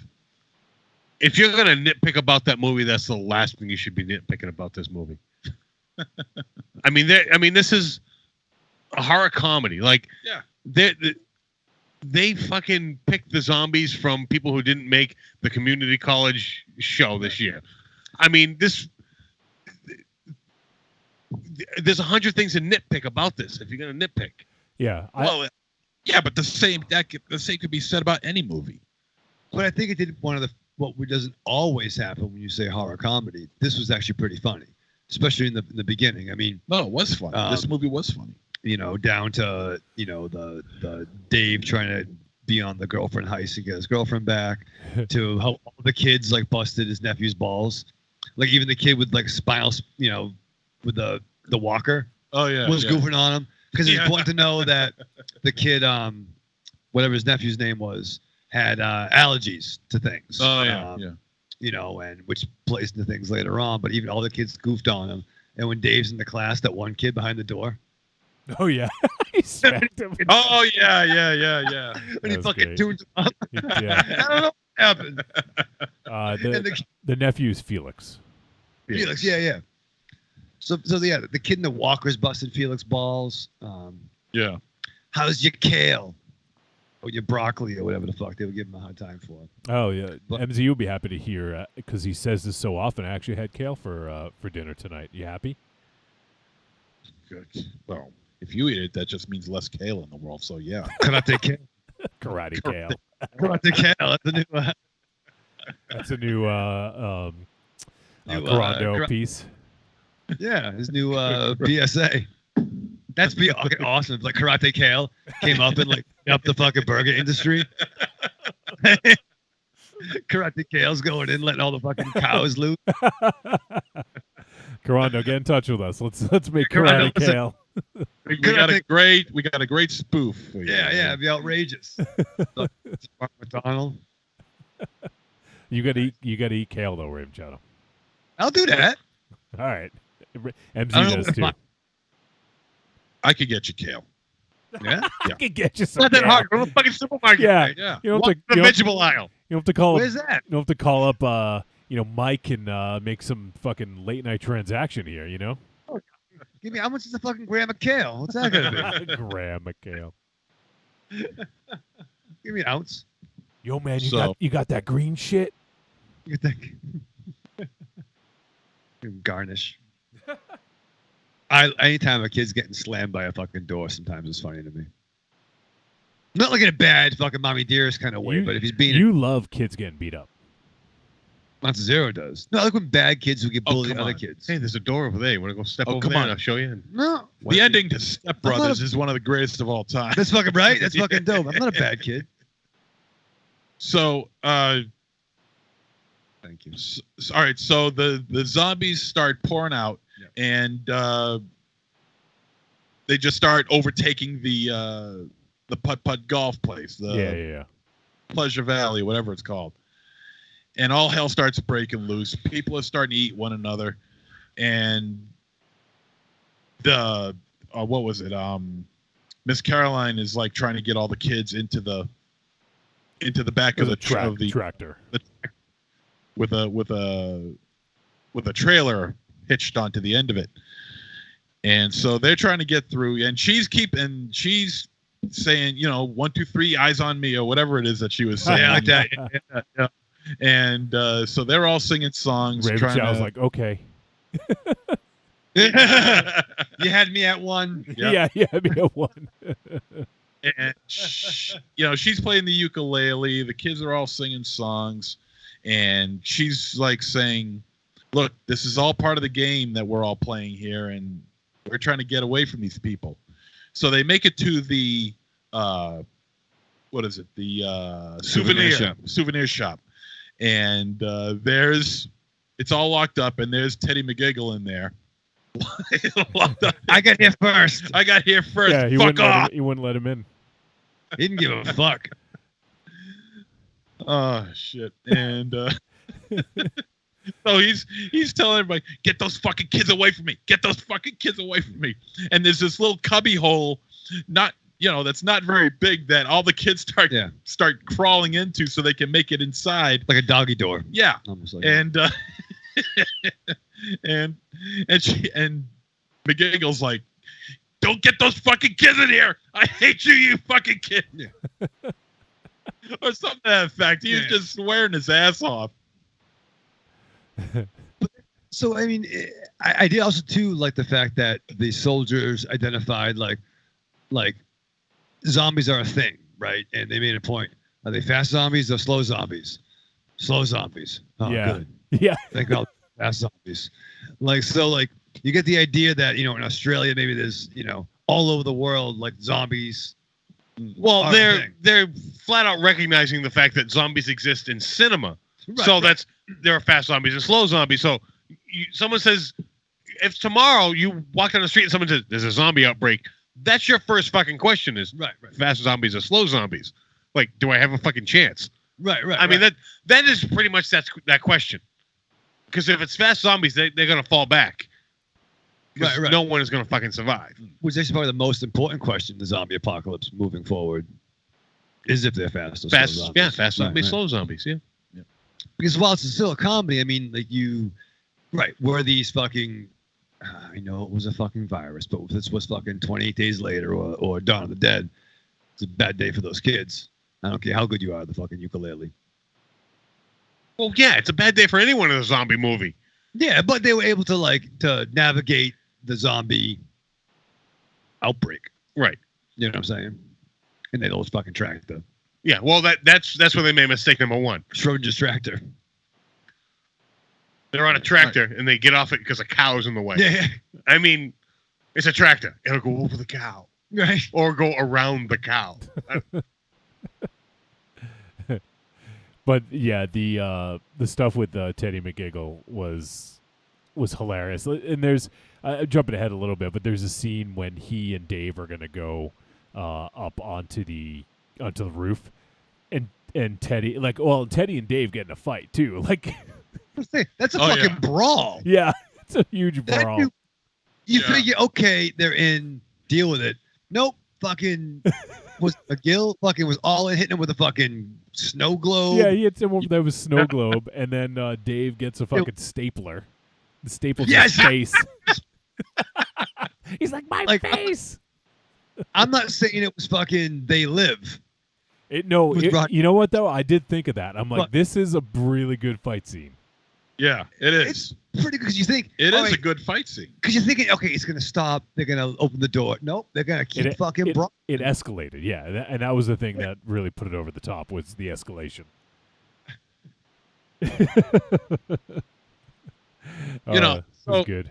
So I mean, Miss Caroline, she's like trying to keep the kids calm and everything by playing Taylor Swift music.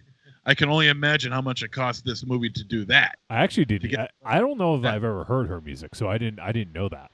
I'm not trying to play cool. I just didn't know. You know. No, that's Taylor Swift. Yeah, that Shake It Off. Okay. Yeah. So I can only imagine how much of this budget went to her. No, I do know that they were having a little trouble getting the rights to that song, and the star, I forget her name, Lupita Nyong'o. Yeah. She emailed Taylor Swift herself. Oh, okay. And Taylor Swift to let her. Oh. It was said that she agreed to let him use the song. I don't know if she had to pay for it or not, but she appealed to Taylor Swift to let him use the song. Probably doing just saying like, hey, we're not going to use the exact song. We're going to do our own version of it. So. Yeah, we're just gonna sing it. Oh, all right. We're not gonna fucking play it. Right. But then there's also this other song that they play. And Wolfie, I'm sure you know what is the one that Dave did? Yeah. That was actually the best version I've ever heard of it. It's a good version of the song. It's just that being in Boston, you hear it all the time. Yeah, I fucking hate that song, to be honest. Well, it's funny how we're talking about Sweet Caroline, from Neil Diamond, but in this it was sweet. Like I liked the way they use it, and it was perfect, and it was actually like a really good sort of kind of almost like hero moment for Dave, where he sort of like puts everything together, the stuff that he's learned about her and everything, and it just kind of was like a really kind of sweet. Sweet moment. And I really enjoyed it. Yeah, and I never even saw it coming because it was like she says she's a big Neil Diamond fan and her name is Miss Caroline. I just never put the two together. Sir. Well, especially since the fact that they switched it to Miss Caroline when he's singing it. Yeah. I mean, that was just that little bit extra that just brought it home. Oh, sure. See, I much prefer Dave's song he sang on the bus. Oh yeah, his own God's Sledgehammer song. Yeah, about his dad leaving him as a child. I love Teddy. I love all of hearing all of Teddy McGiggle's sexual exploits. Wait. Before we get to that scene, this is when they're about to go on the roof, and then Teddy McGiggle fucking falls and like that fall he did in the building when they were in that building. Like he fell backwards and like hit his neck. Oh, when he fell off the ladder? Yeah. Yeah. That might not have been the script. He might have just dumped. And then so they go up on the roof, and then Teddy starts like basically like telling him everything, tell him like, oh, like I fucked all their moms, like it's ridiculous. I didn't even like him. I just wanted to. Yeah. Married, single, lesbian. Black, white, small, Jewish, it doesn't matter. Yeah, Jewish. Yeah, right. Like, what does that have to do with it? Such a scumbag. He is. I love him. This green polka dot. He is a scumbag. I love him. Yeah. That boy good. Then when he finally gets up the nerve to finally take on, some of these zombies, he's only going after the kids' zombies. Yeah. And he's saying, "I fucked your mom, bam! I fucked your mom, bam!"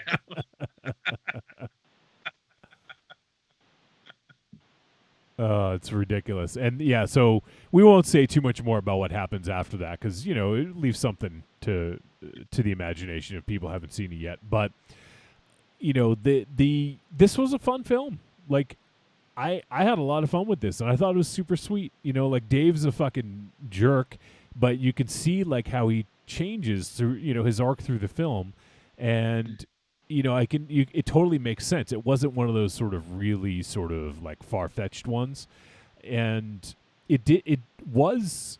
I'm not going to say it's just like it, but this was like a horror comedy that reminded me a little bit of Shaun of the Dead. Right. It's not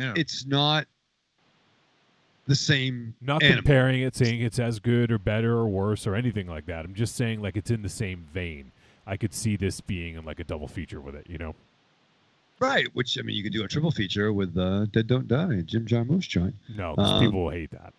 Because people are dumb. Because that's a different type of movie. Yeah. Well, fair. Like once again, even I think the comedy was legitimate, and I think the scares were there when they had to be. Like there was still a threat amongst certain things, and certain characters fucking became badass. And I think there was, even as it evolved, there was stuff that made Dave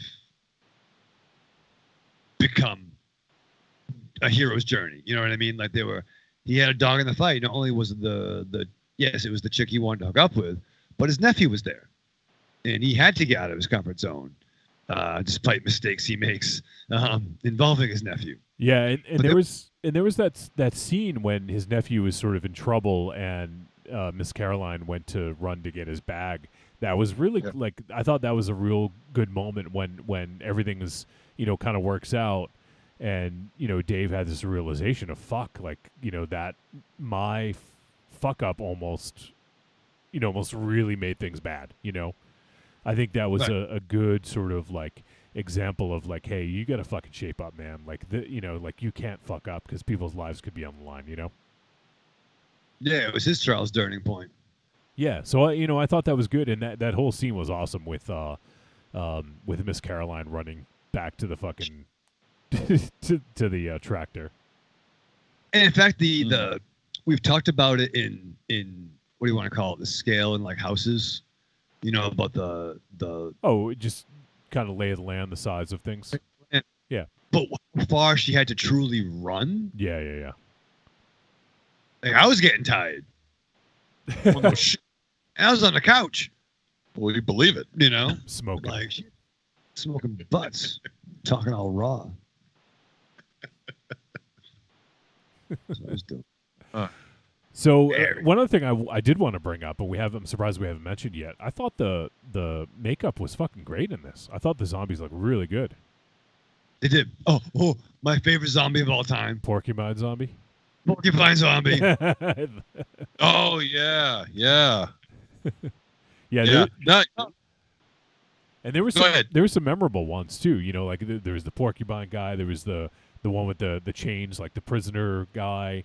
There was the cop, or not the cop, but the military guy with the walkie-talkie, which I thought was a really good sort of storytelling gimmick. because you got to hear what was going on at the base without having to cut to it because you hear them on the radio. So thought that was a good storytelling gimmick. But yeah, like each, no, I wouldn't say each one had their own sort of gimmick, but a lot of them did. And I think that's sort of the hallmark of a good zombie movie is like Krishna Zombie from Day of the Dead, like they're all the different zombies that well, I wouldn't say all of them, but there's a lot of really memorable zombies in Romero's film. So I think when you do a zombie movie, that's sort of one of the things you want to do. And I thought there were some really good, memorable ones in this. Yeah, there were. I don't know if they're going to stand the test of time, though. Well, I'm not saying they will, but I think that it was good just to at least have that variety where they didn't all look the same. I mean, the last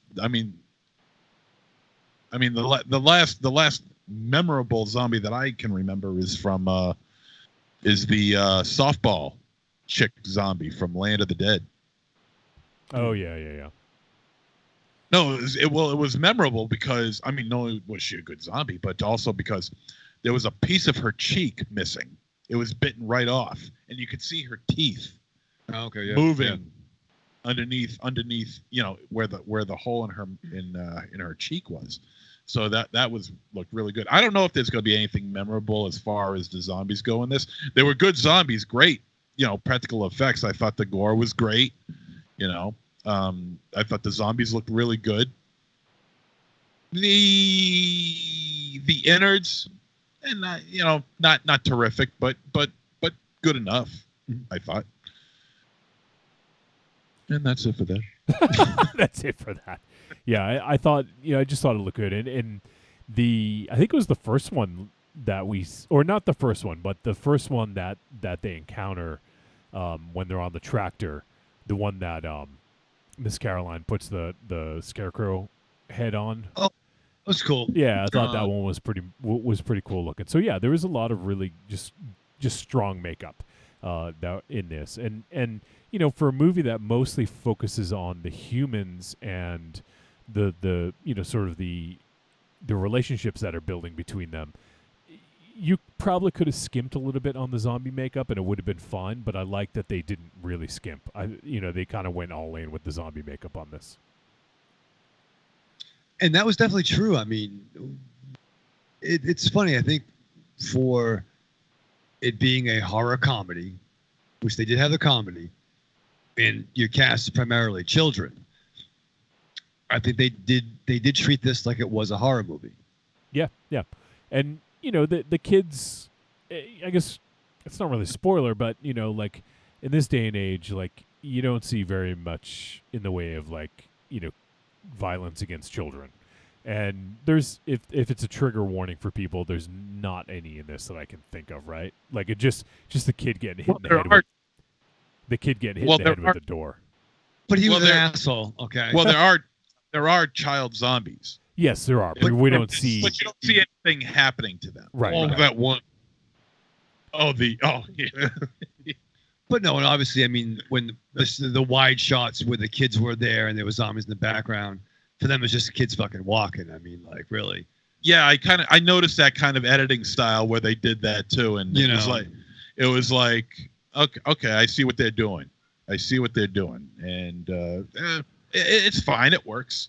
Yeah, it worked for the shop, but I'm sure the set was, I don't know, they probably had little juice boxes and Twinkies for craft. Because really, the only time where you see that part that you're talking about, the scene with the kids, with the students, the only time you see them with the zombies is with the kid zombies. Right. Yeah. I thought that you had to catch it really quick, but that was their editing style, and I thought it was kind of interesting. And it worked fine for me.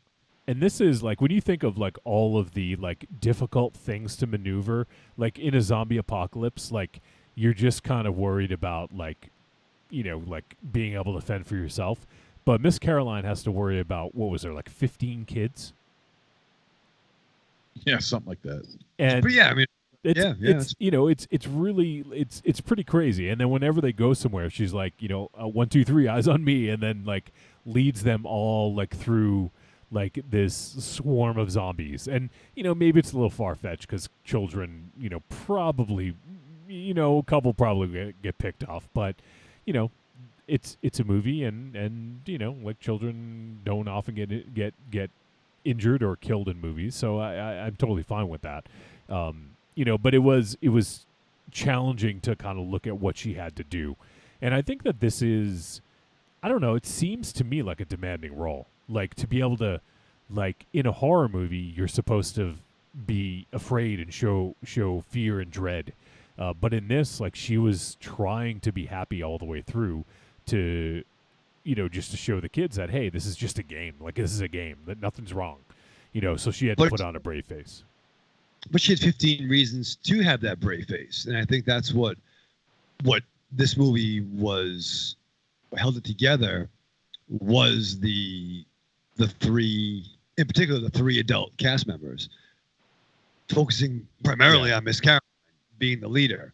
I mean, you have to have your asshole in the zombie apocalypse, right? You got to have your dick character. Yeah, which was and in this case, I know MZ's probably happy. Thankfully, it wasn't a military guy, right? Yeah, actually, for the long time, the military were actually on the side of the people. There was that one at the end who was maybe could have been a dick, but they weren't perceived as the anti-hero. But justifiably, if he was a dick, it made sense. Sure. Like it made tactical sense. Yes, you do that. Yeah. Well, he did say something that he was a dick at one point, and then he got better. Yeah. He did say that one line. Yeah. I did get. Right.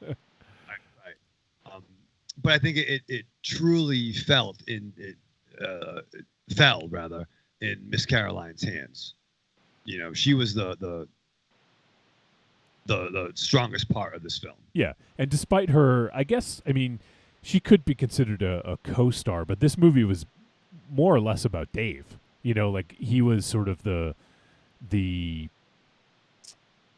I guess the main protagonist, and just sort of like it's sort of his story, his coming of age, or his journey, and so it is interesting that he was kind of the lead in this, where it felt like Lupita Nyong'o was like her character just completely owned the screen when she was on it. So I thought that was I would imagine kind of a challenging role. Or maybe it's not. I don't know. Like, it just seems like, in most movies like this, you're trying to show fear. And in this case, she was kind of doing the opposite, trying to put on that brave face and keep the kids in line and make sure that they're not scared. And she almost lost it when that dude wanted to play fucking golf, mini golf. Oh, the kid. Oh, yeah. I fucking love it. Yeah. She was fucking with the green jeans, like, say the fucking laugh. Do the fucking laugh or you're fucking dead. Oh, yeah. It's a game. See that? So she was in Black Panther, huh? Yeah. Oh my God! Just fucking look it up. You're gonna go there right now? God. You have IMDb on your phone. Stop looking at the camera. That was 20 minutes ago. Probably more that was mentioned. Yeah, and I'm almost like I was gonna go somewhere before you fucking jumped down my fucking neck and you had to fucking say something. Go. No, you don't get it. Okay. All right, I don't get it. Fine. No, fine. you don't get it. Fine. Oh, I was gonna say asshole. We control you. You're gonna lose no matter what you do. KFC orders fucking Grubhub, right? They fucking deliver. All right. I don't think KFC has mozzarella sticks. Oh, they fucking look cool if they did. I'm trying to fucking say Ares is that she was already in the Black Panther. The Black Panther. Oh yeah, fucking Wakanda style. Storm, little wig on her, badass. Could she be Storm? No. She could, but she doesn't need to be. Fine. All right. Well, fuck you then. You don't get Storm. We had two Storms who were very good. Whoa. Aries. What? Timestamp. We had two Storms that were very good? Yes. Halle Berry, and then the one that would. Now, not saying the movies were good, but that actress portrayed Storm very well. No, Halle Berry was a good actress in films. You're saying she was a good Storm? In number one, when a toe gets struck by lightning? That's a bad line. She didn't write the line. She didn't do jack or shit. She was good. She was not good. She was serviceable. Oh God, Jesus Christ. Okay. She was no Angela Bassett, who should have been fucking Storm when fucking Strange Days came out. By the way. Yeah, she was too old at that point. You know what? You're too old. I am. You can't play Storm. Correct. Don't have the hair. I think that beard really disqualifies him. Yeah, yeah. Well, yeah. It could be a different kind of stuff. It could be Stormbreaker. All right. Is there anything else you guys wanted to mention before we wrap up this discussion? No? Okay. Good. Let's go to the verdict. Trick or treat, baby. I wonder if people would say you're a trick or a treat.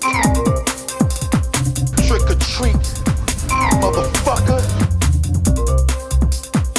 All right, it is verdict time. We're going to let you know whether this flick is a trick or a treat and any final thoughts we may have. Let's start with Rape Shadow.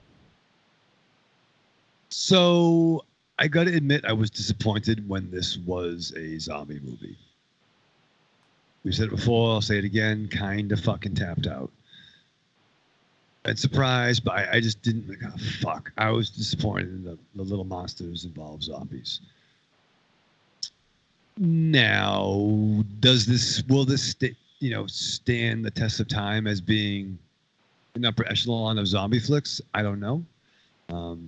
I would definitely say this isn't a detriment, but it is kind of Fisher-Price, my first zombie movie. You could watch this with, the kids, the tippy ties. Aside from some of the language, which fuck them, man, kids are they have the internet connection. Yeah, I was just thinking, this is not fucking my first zombie film. No, but if a kid's like fucking, 10, 7 to 10. No. That's fine. 7 to 10? Yeah. They don't need to hear fuck every other word. They fucking do. Ask their fucking father. Wait, MZ. You can't say anything. You showed a fucking 11-year-old Hostel 2. Thank you. That's right. And he was very happy with it. And he's still in therapy. Yeah. He's actually probably way more well-adjusted than any of us, which is funny. But actually, I've seen him recently. Believe me, he is. We see him every year at Rock and Chalk. Well, we did. All right. So, if you're like 10, 9, 10, it's a horror movie night. Put the blankets down, make a fort. It's fine. A little F4's not going to hurt anybody. A little nudity is nice. Keep you up. Keep you up at night. Something to think about. All right. What? So, what I mean. Yeah, so I was kind of bummed it was a zombie flick, but I truly liked the characters. There was a level of a threat, even amongst the jokes.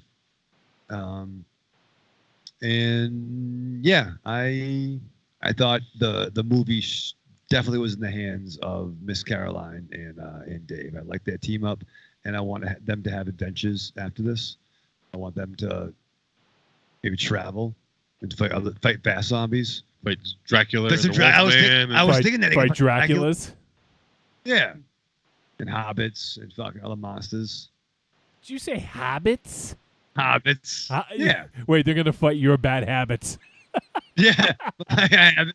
They just kill everything that's different. They should just go and lay waste to all things that are different. No, big ups to Australia. A lot of problems with the fires. So it was sad and happy to see them talking about koalas. I would say this is a treat. All right. Aries.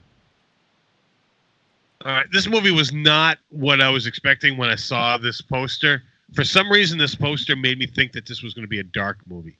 I thought this was going to be...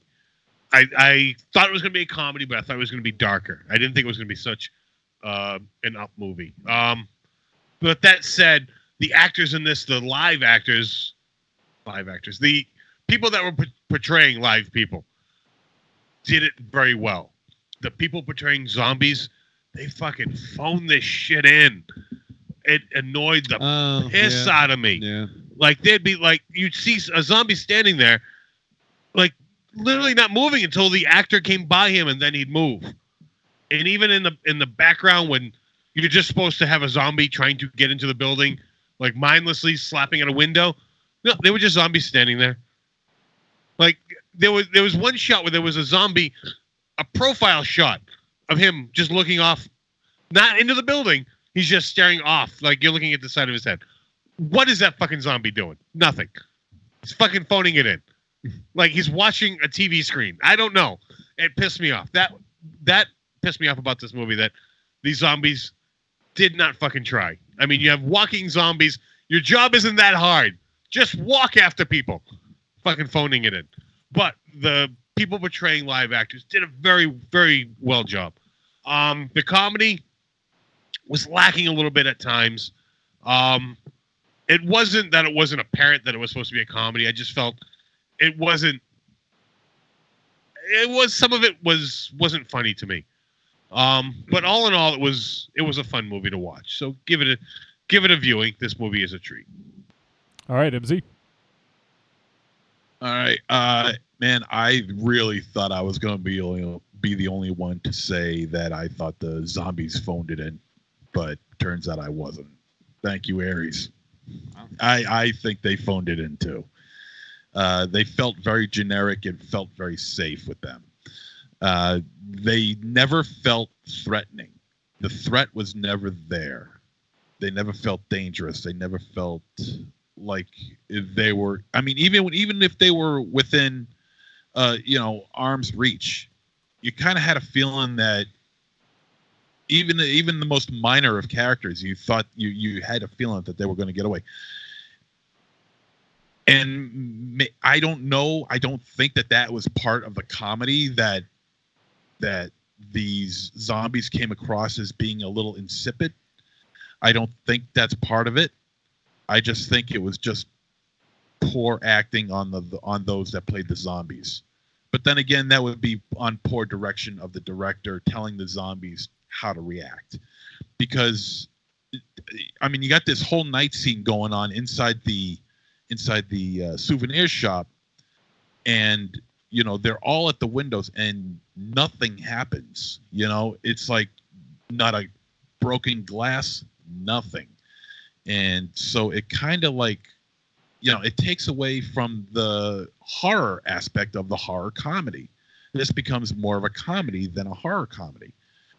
So that's one problem I have with this film. The other one is what I mentioned before. You guys disagree, but I just feel like, I think some plot points should have been filled in a little bit. I think the actors did a great job with the material that they were given. I think Lupita Nyong'o is absolutely adorable in this movie. I would, Jesus. Shoot. She is like super mega fucking cute in this movie. Alexander England is good. I had a hard time dealing with him at first. For some reason, I don't know if it's my eyes or something, I just couldn't adjust to the way he looked. I don't expect anybody to understand how that makes sense. I don't understand it. But for some reason, it took me a long time for me to adjust to his face. Was he blurry? What the? No, he wasn't blurry. It was just something about him that I just couldn't get. But I liked him. Yeah. I liked him. I liked his arc, and he worked out fine. Josh Gad is a god. Okay. Oh my God. Wow. Teddy McGill should be an icon. Wow. I think the wardrobe choices for this movie was very interesting too. I love the fact that they got Lupita Nyong'o wearing yellow in this. Mm-hmm. I think it sets off a for lack of a better term, a sunshiny approach to the dark day that lays ahead of these people. Okay. So there's that contrast going on, which I think that works wonderfully. Okay. The score. I really didn't pay much attention to the score. I thought, there was some areas where it was okay. Nothing memorable, but fairly decent direction. Good performances by our living characters, not so much by our dead. and I thought the kids were good too. You know, some of them were very, very funny, especially the fat one. I really like the fat one. The fat one. Well, he was the only fat one there, so what else could I call him? Husky. Okay. The husky one. The husky one. So yeah, the husky one was good. I liked him the most. He cracked me up. And yeah, this was a cute. I hate using that word to describe a film, but it was a cute film. I would recommend it. This is a treat, and where it lies among the all-time greats, probably nowhere near it. But this wow. But Teddy McGiggle, top 20 of all time. You heard it here first. Top 20 And last. fictional character of all time. He's such an ass. Yeah, this is a treat. I did enjoy it. I would recommend it. This is a fun movie. All right, and I will echo the sentiments of a lot of you guys. I had a lot of fun with this, and I just thought, once again, I didn't give much thought to it's almost like the zombies were an afterthought. That's kind of why it didn't bug me. Like, I totally get what you guys are saying. They were like the most mindless zombies ever. They were just standing there, like, looking into the building, not even trying to get in. But to me, it was not about the threat of the zombies. It was just the fact that putting them in a life or death situation made them get to know each other, between Dave and Miss Caroline. And that's really what needed to happen in this, right? Like, otherwise, like, we're looking at a romantic comedy where, things happen very differently.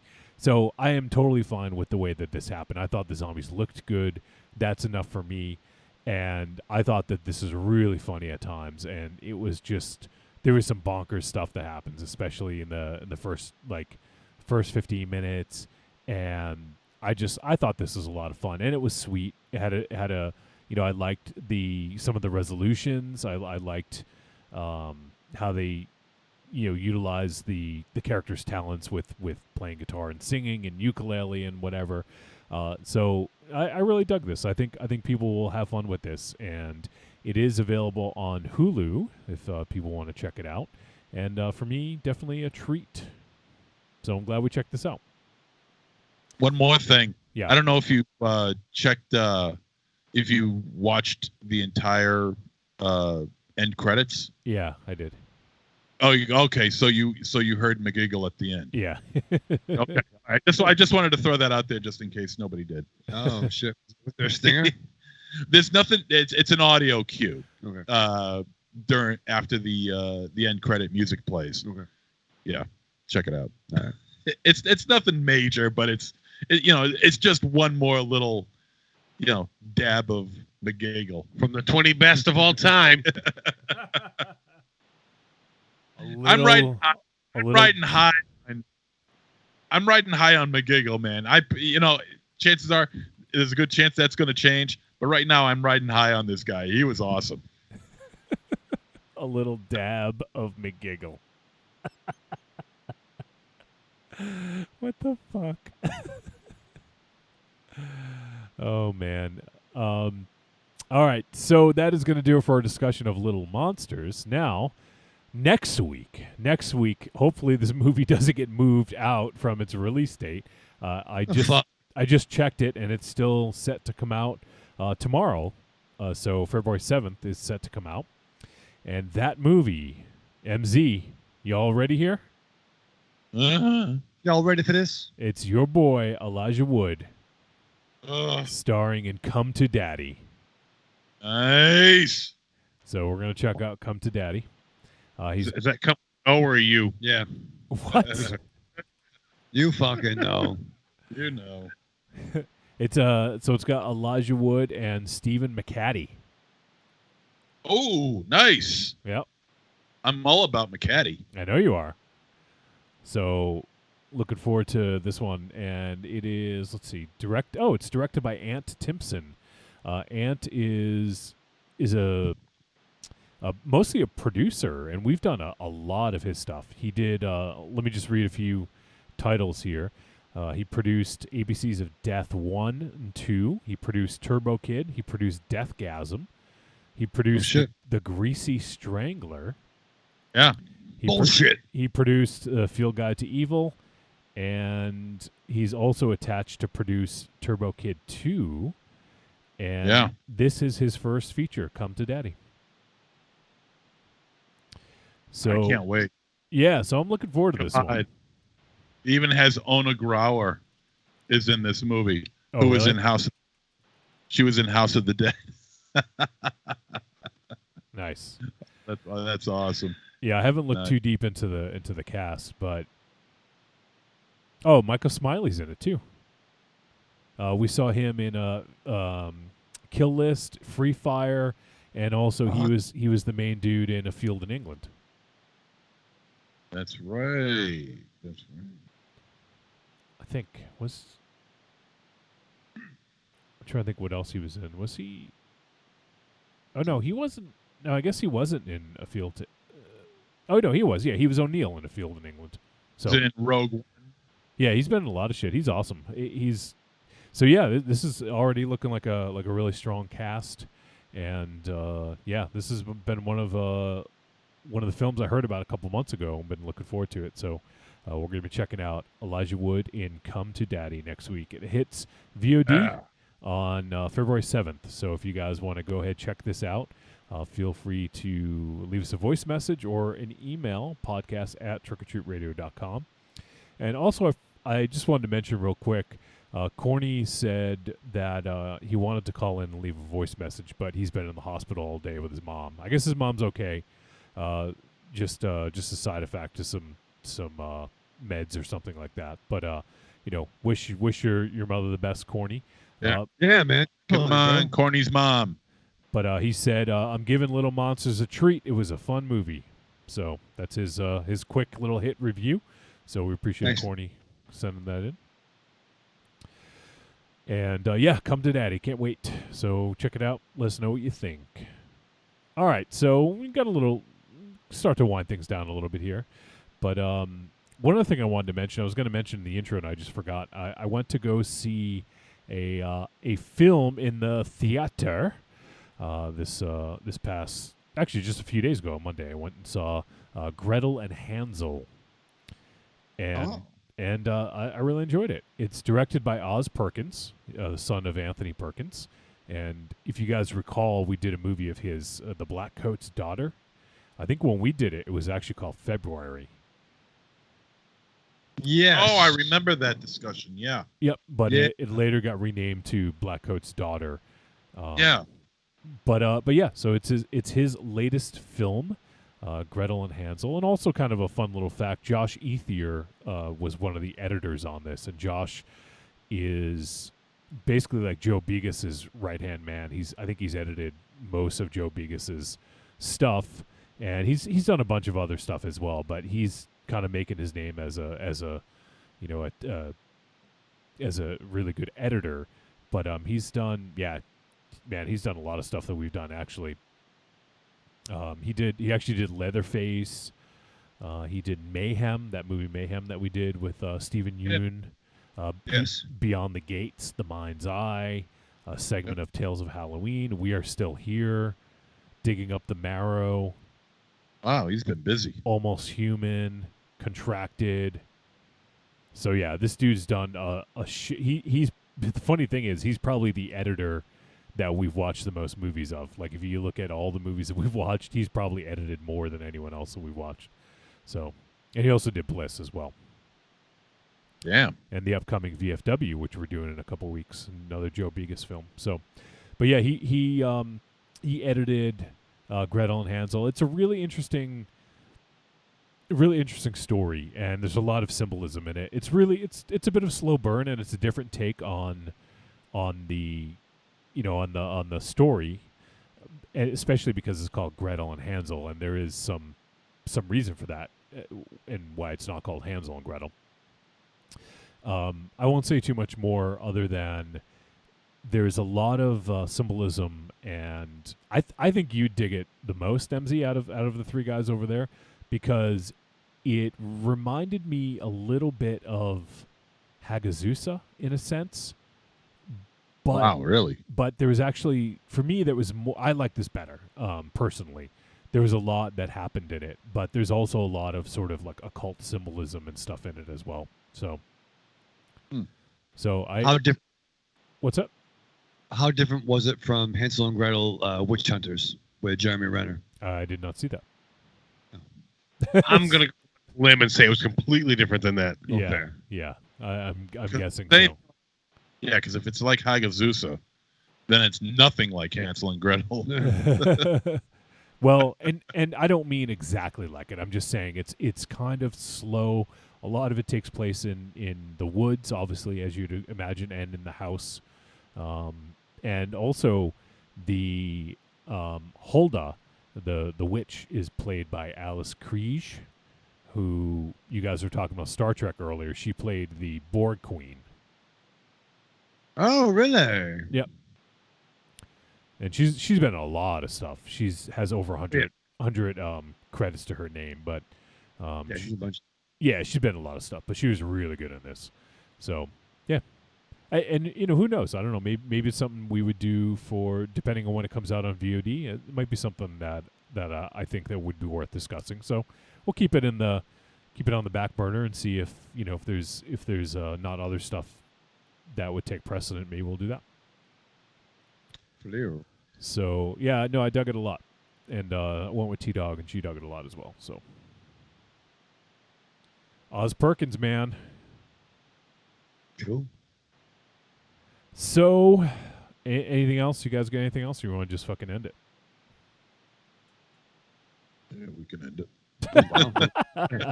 Feel the excitement. There's nothing else left Yeah. to talk about. Yeah, feel the excitement. You want to Road talk? to You guys 400. want to talk politics? Oh, you're doing it. The road to 400. It doesn't fucking matter anymore, right? Like, I mean, it's just. I'm kidding. I don't want to talk about politics. I'm gonna fucking fuck it.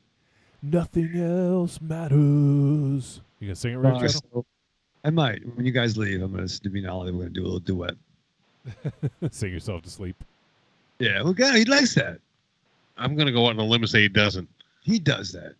I'm gonna say he runs away from you. No, like always. No, he doesn't. He does. Scared it. No. He Where's he barks at you. Yeah. Where's the dog right now? I don't know. Probably downstairs. No, he's right next to me. He's fearing you, like he does every fucking week. He likes things that stink. Wow. No, he likes whiskey. Yeah. He does, actually. Yeah. All he enjoys the He sauce. just knows where the alpha is. So He- he just hangs out with me. Wow. He likes the whiskey pickler, Aries. Yeah. All right, let's put this baby to bed, so to speak. What's that from, Raven Shadow? From fucking summer school. Yeah, I guess we put that baby to bed. Let's clear the lines. All right, let's go around the room, MZ. Arrivederci, douchebags. Aries. Goodbye. Raven Shadow. All right, creepy girl. Hope you feel better and survive the Florida apocalypse. Corny. Big ups to your mom. Hope she feels better. And live fast, love hard, die with your mask on. All right, so that is going to do it for episode 393. We appreciate everyone tuning in, everyone who checks us out on the podcast. Yes, as Raven Shadow did earlier, pointing to the 400, the non-existent Trick or Treat Radio 400 sign. But 400 is coming up in several weeks. Let me get the date. Actually, I have it right here. It is on March 27th will be episode 400. So if you guys, we're not exactly sure what we're doing yet. We don't have a movie picked out or a theme or anything yet, but we'll figure that out soon. But if you guys have any thoughts, obviously let us know. If there's anything, once again, milestone, I don't know, the more milestones we get under our belt, the less important they seem. So I don't know what we want to do with it, but we always love hearing from you guys. We love getting a lot of voice messages on those milestone episodes. So feel free to start thinking about what you guys would like to send in. If there's anything specific you'd like to talk about or any questions, let us know. And looking forward to hearing from everyone. So that is going to do it for episode 393. And once again, we appreciate you guys. Go check out the Patreon, patreon.com/trickortreatradio. You can hear the summer school film commentary we just did.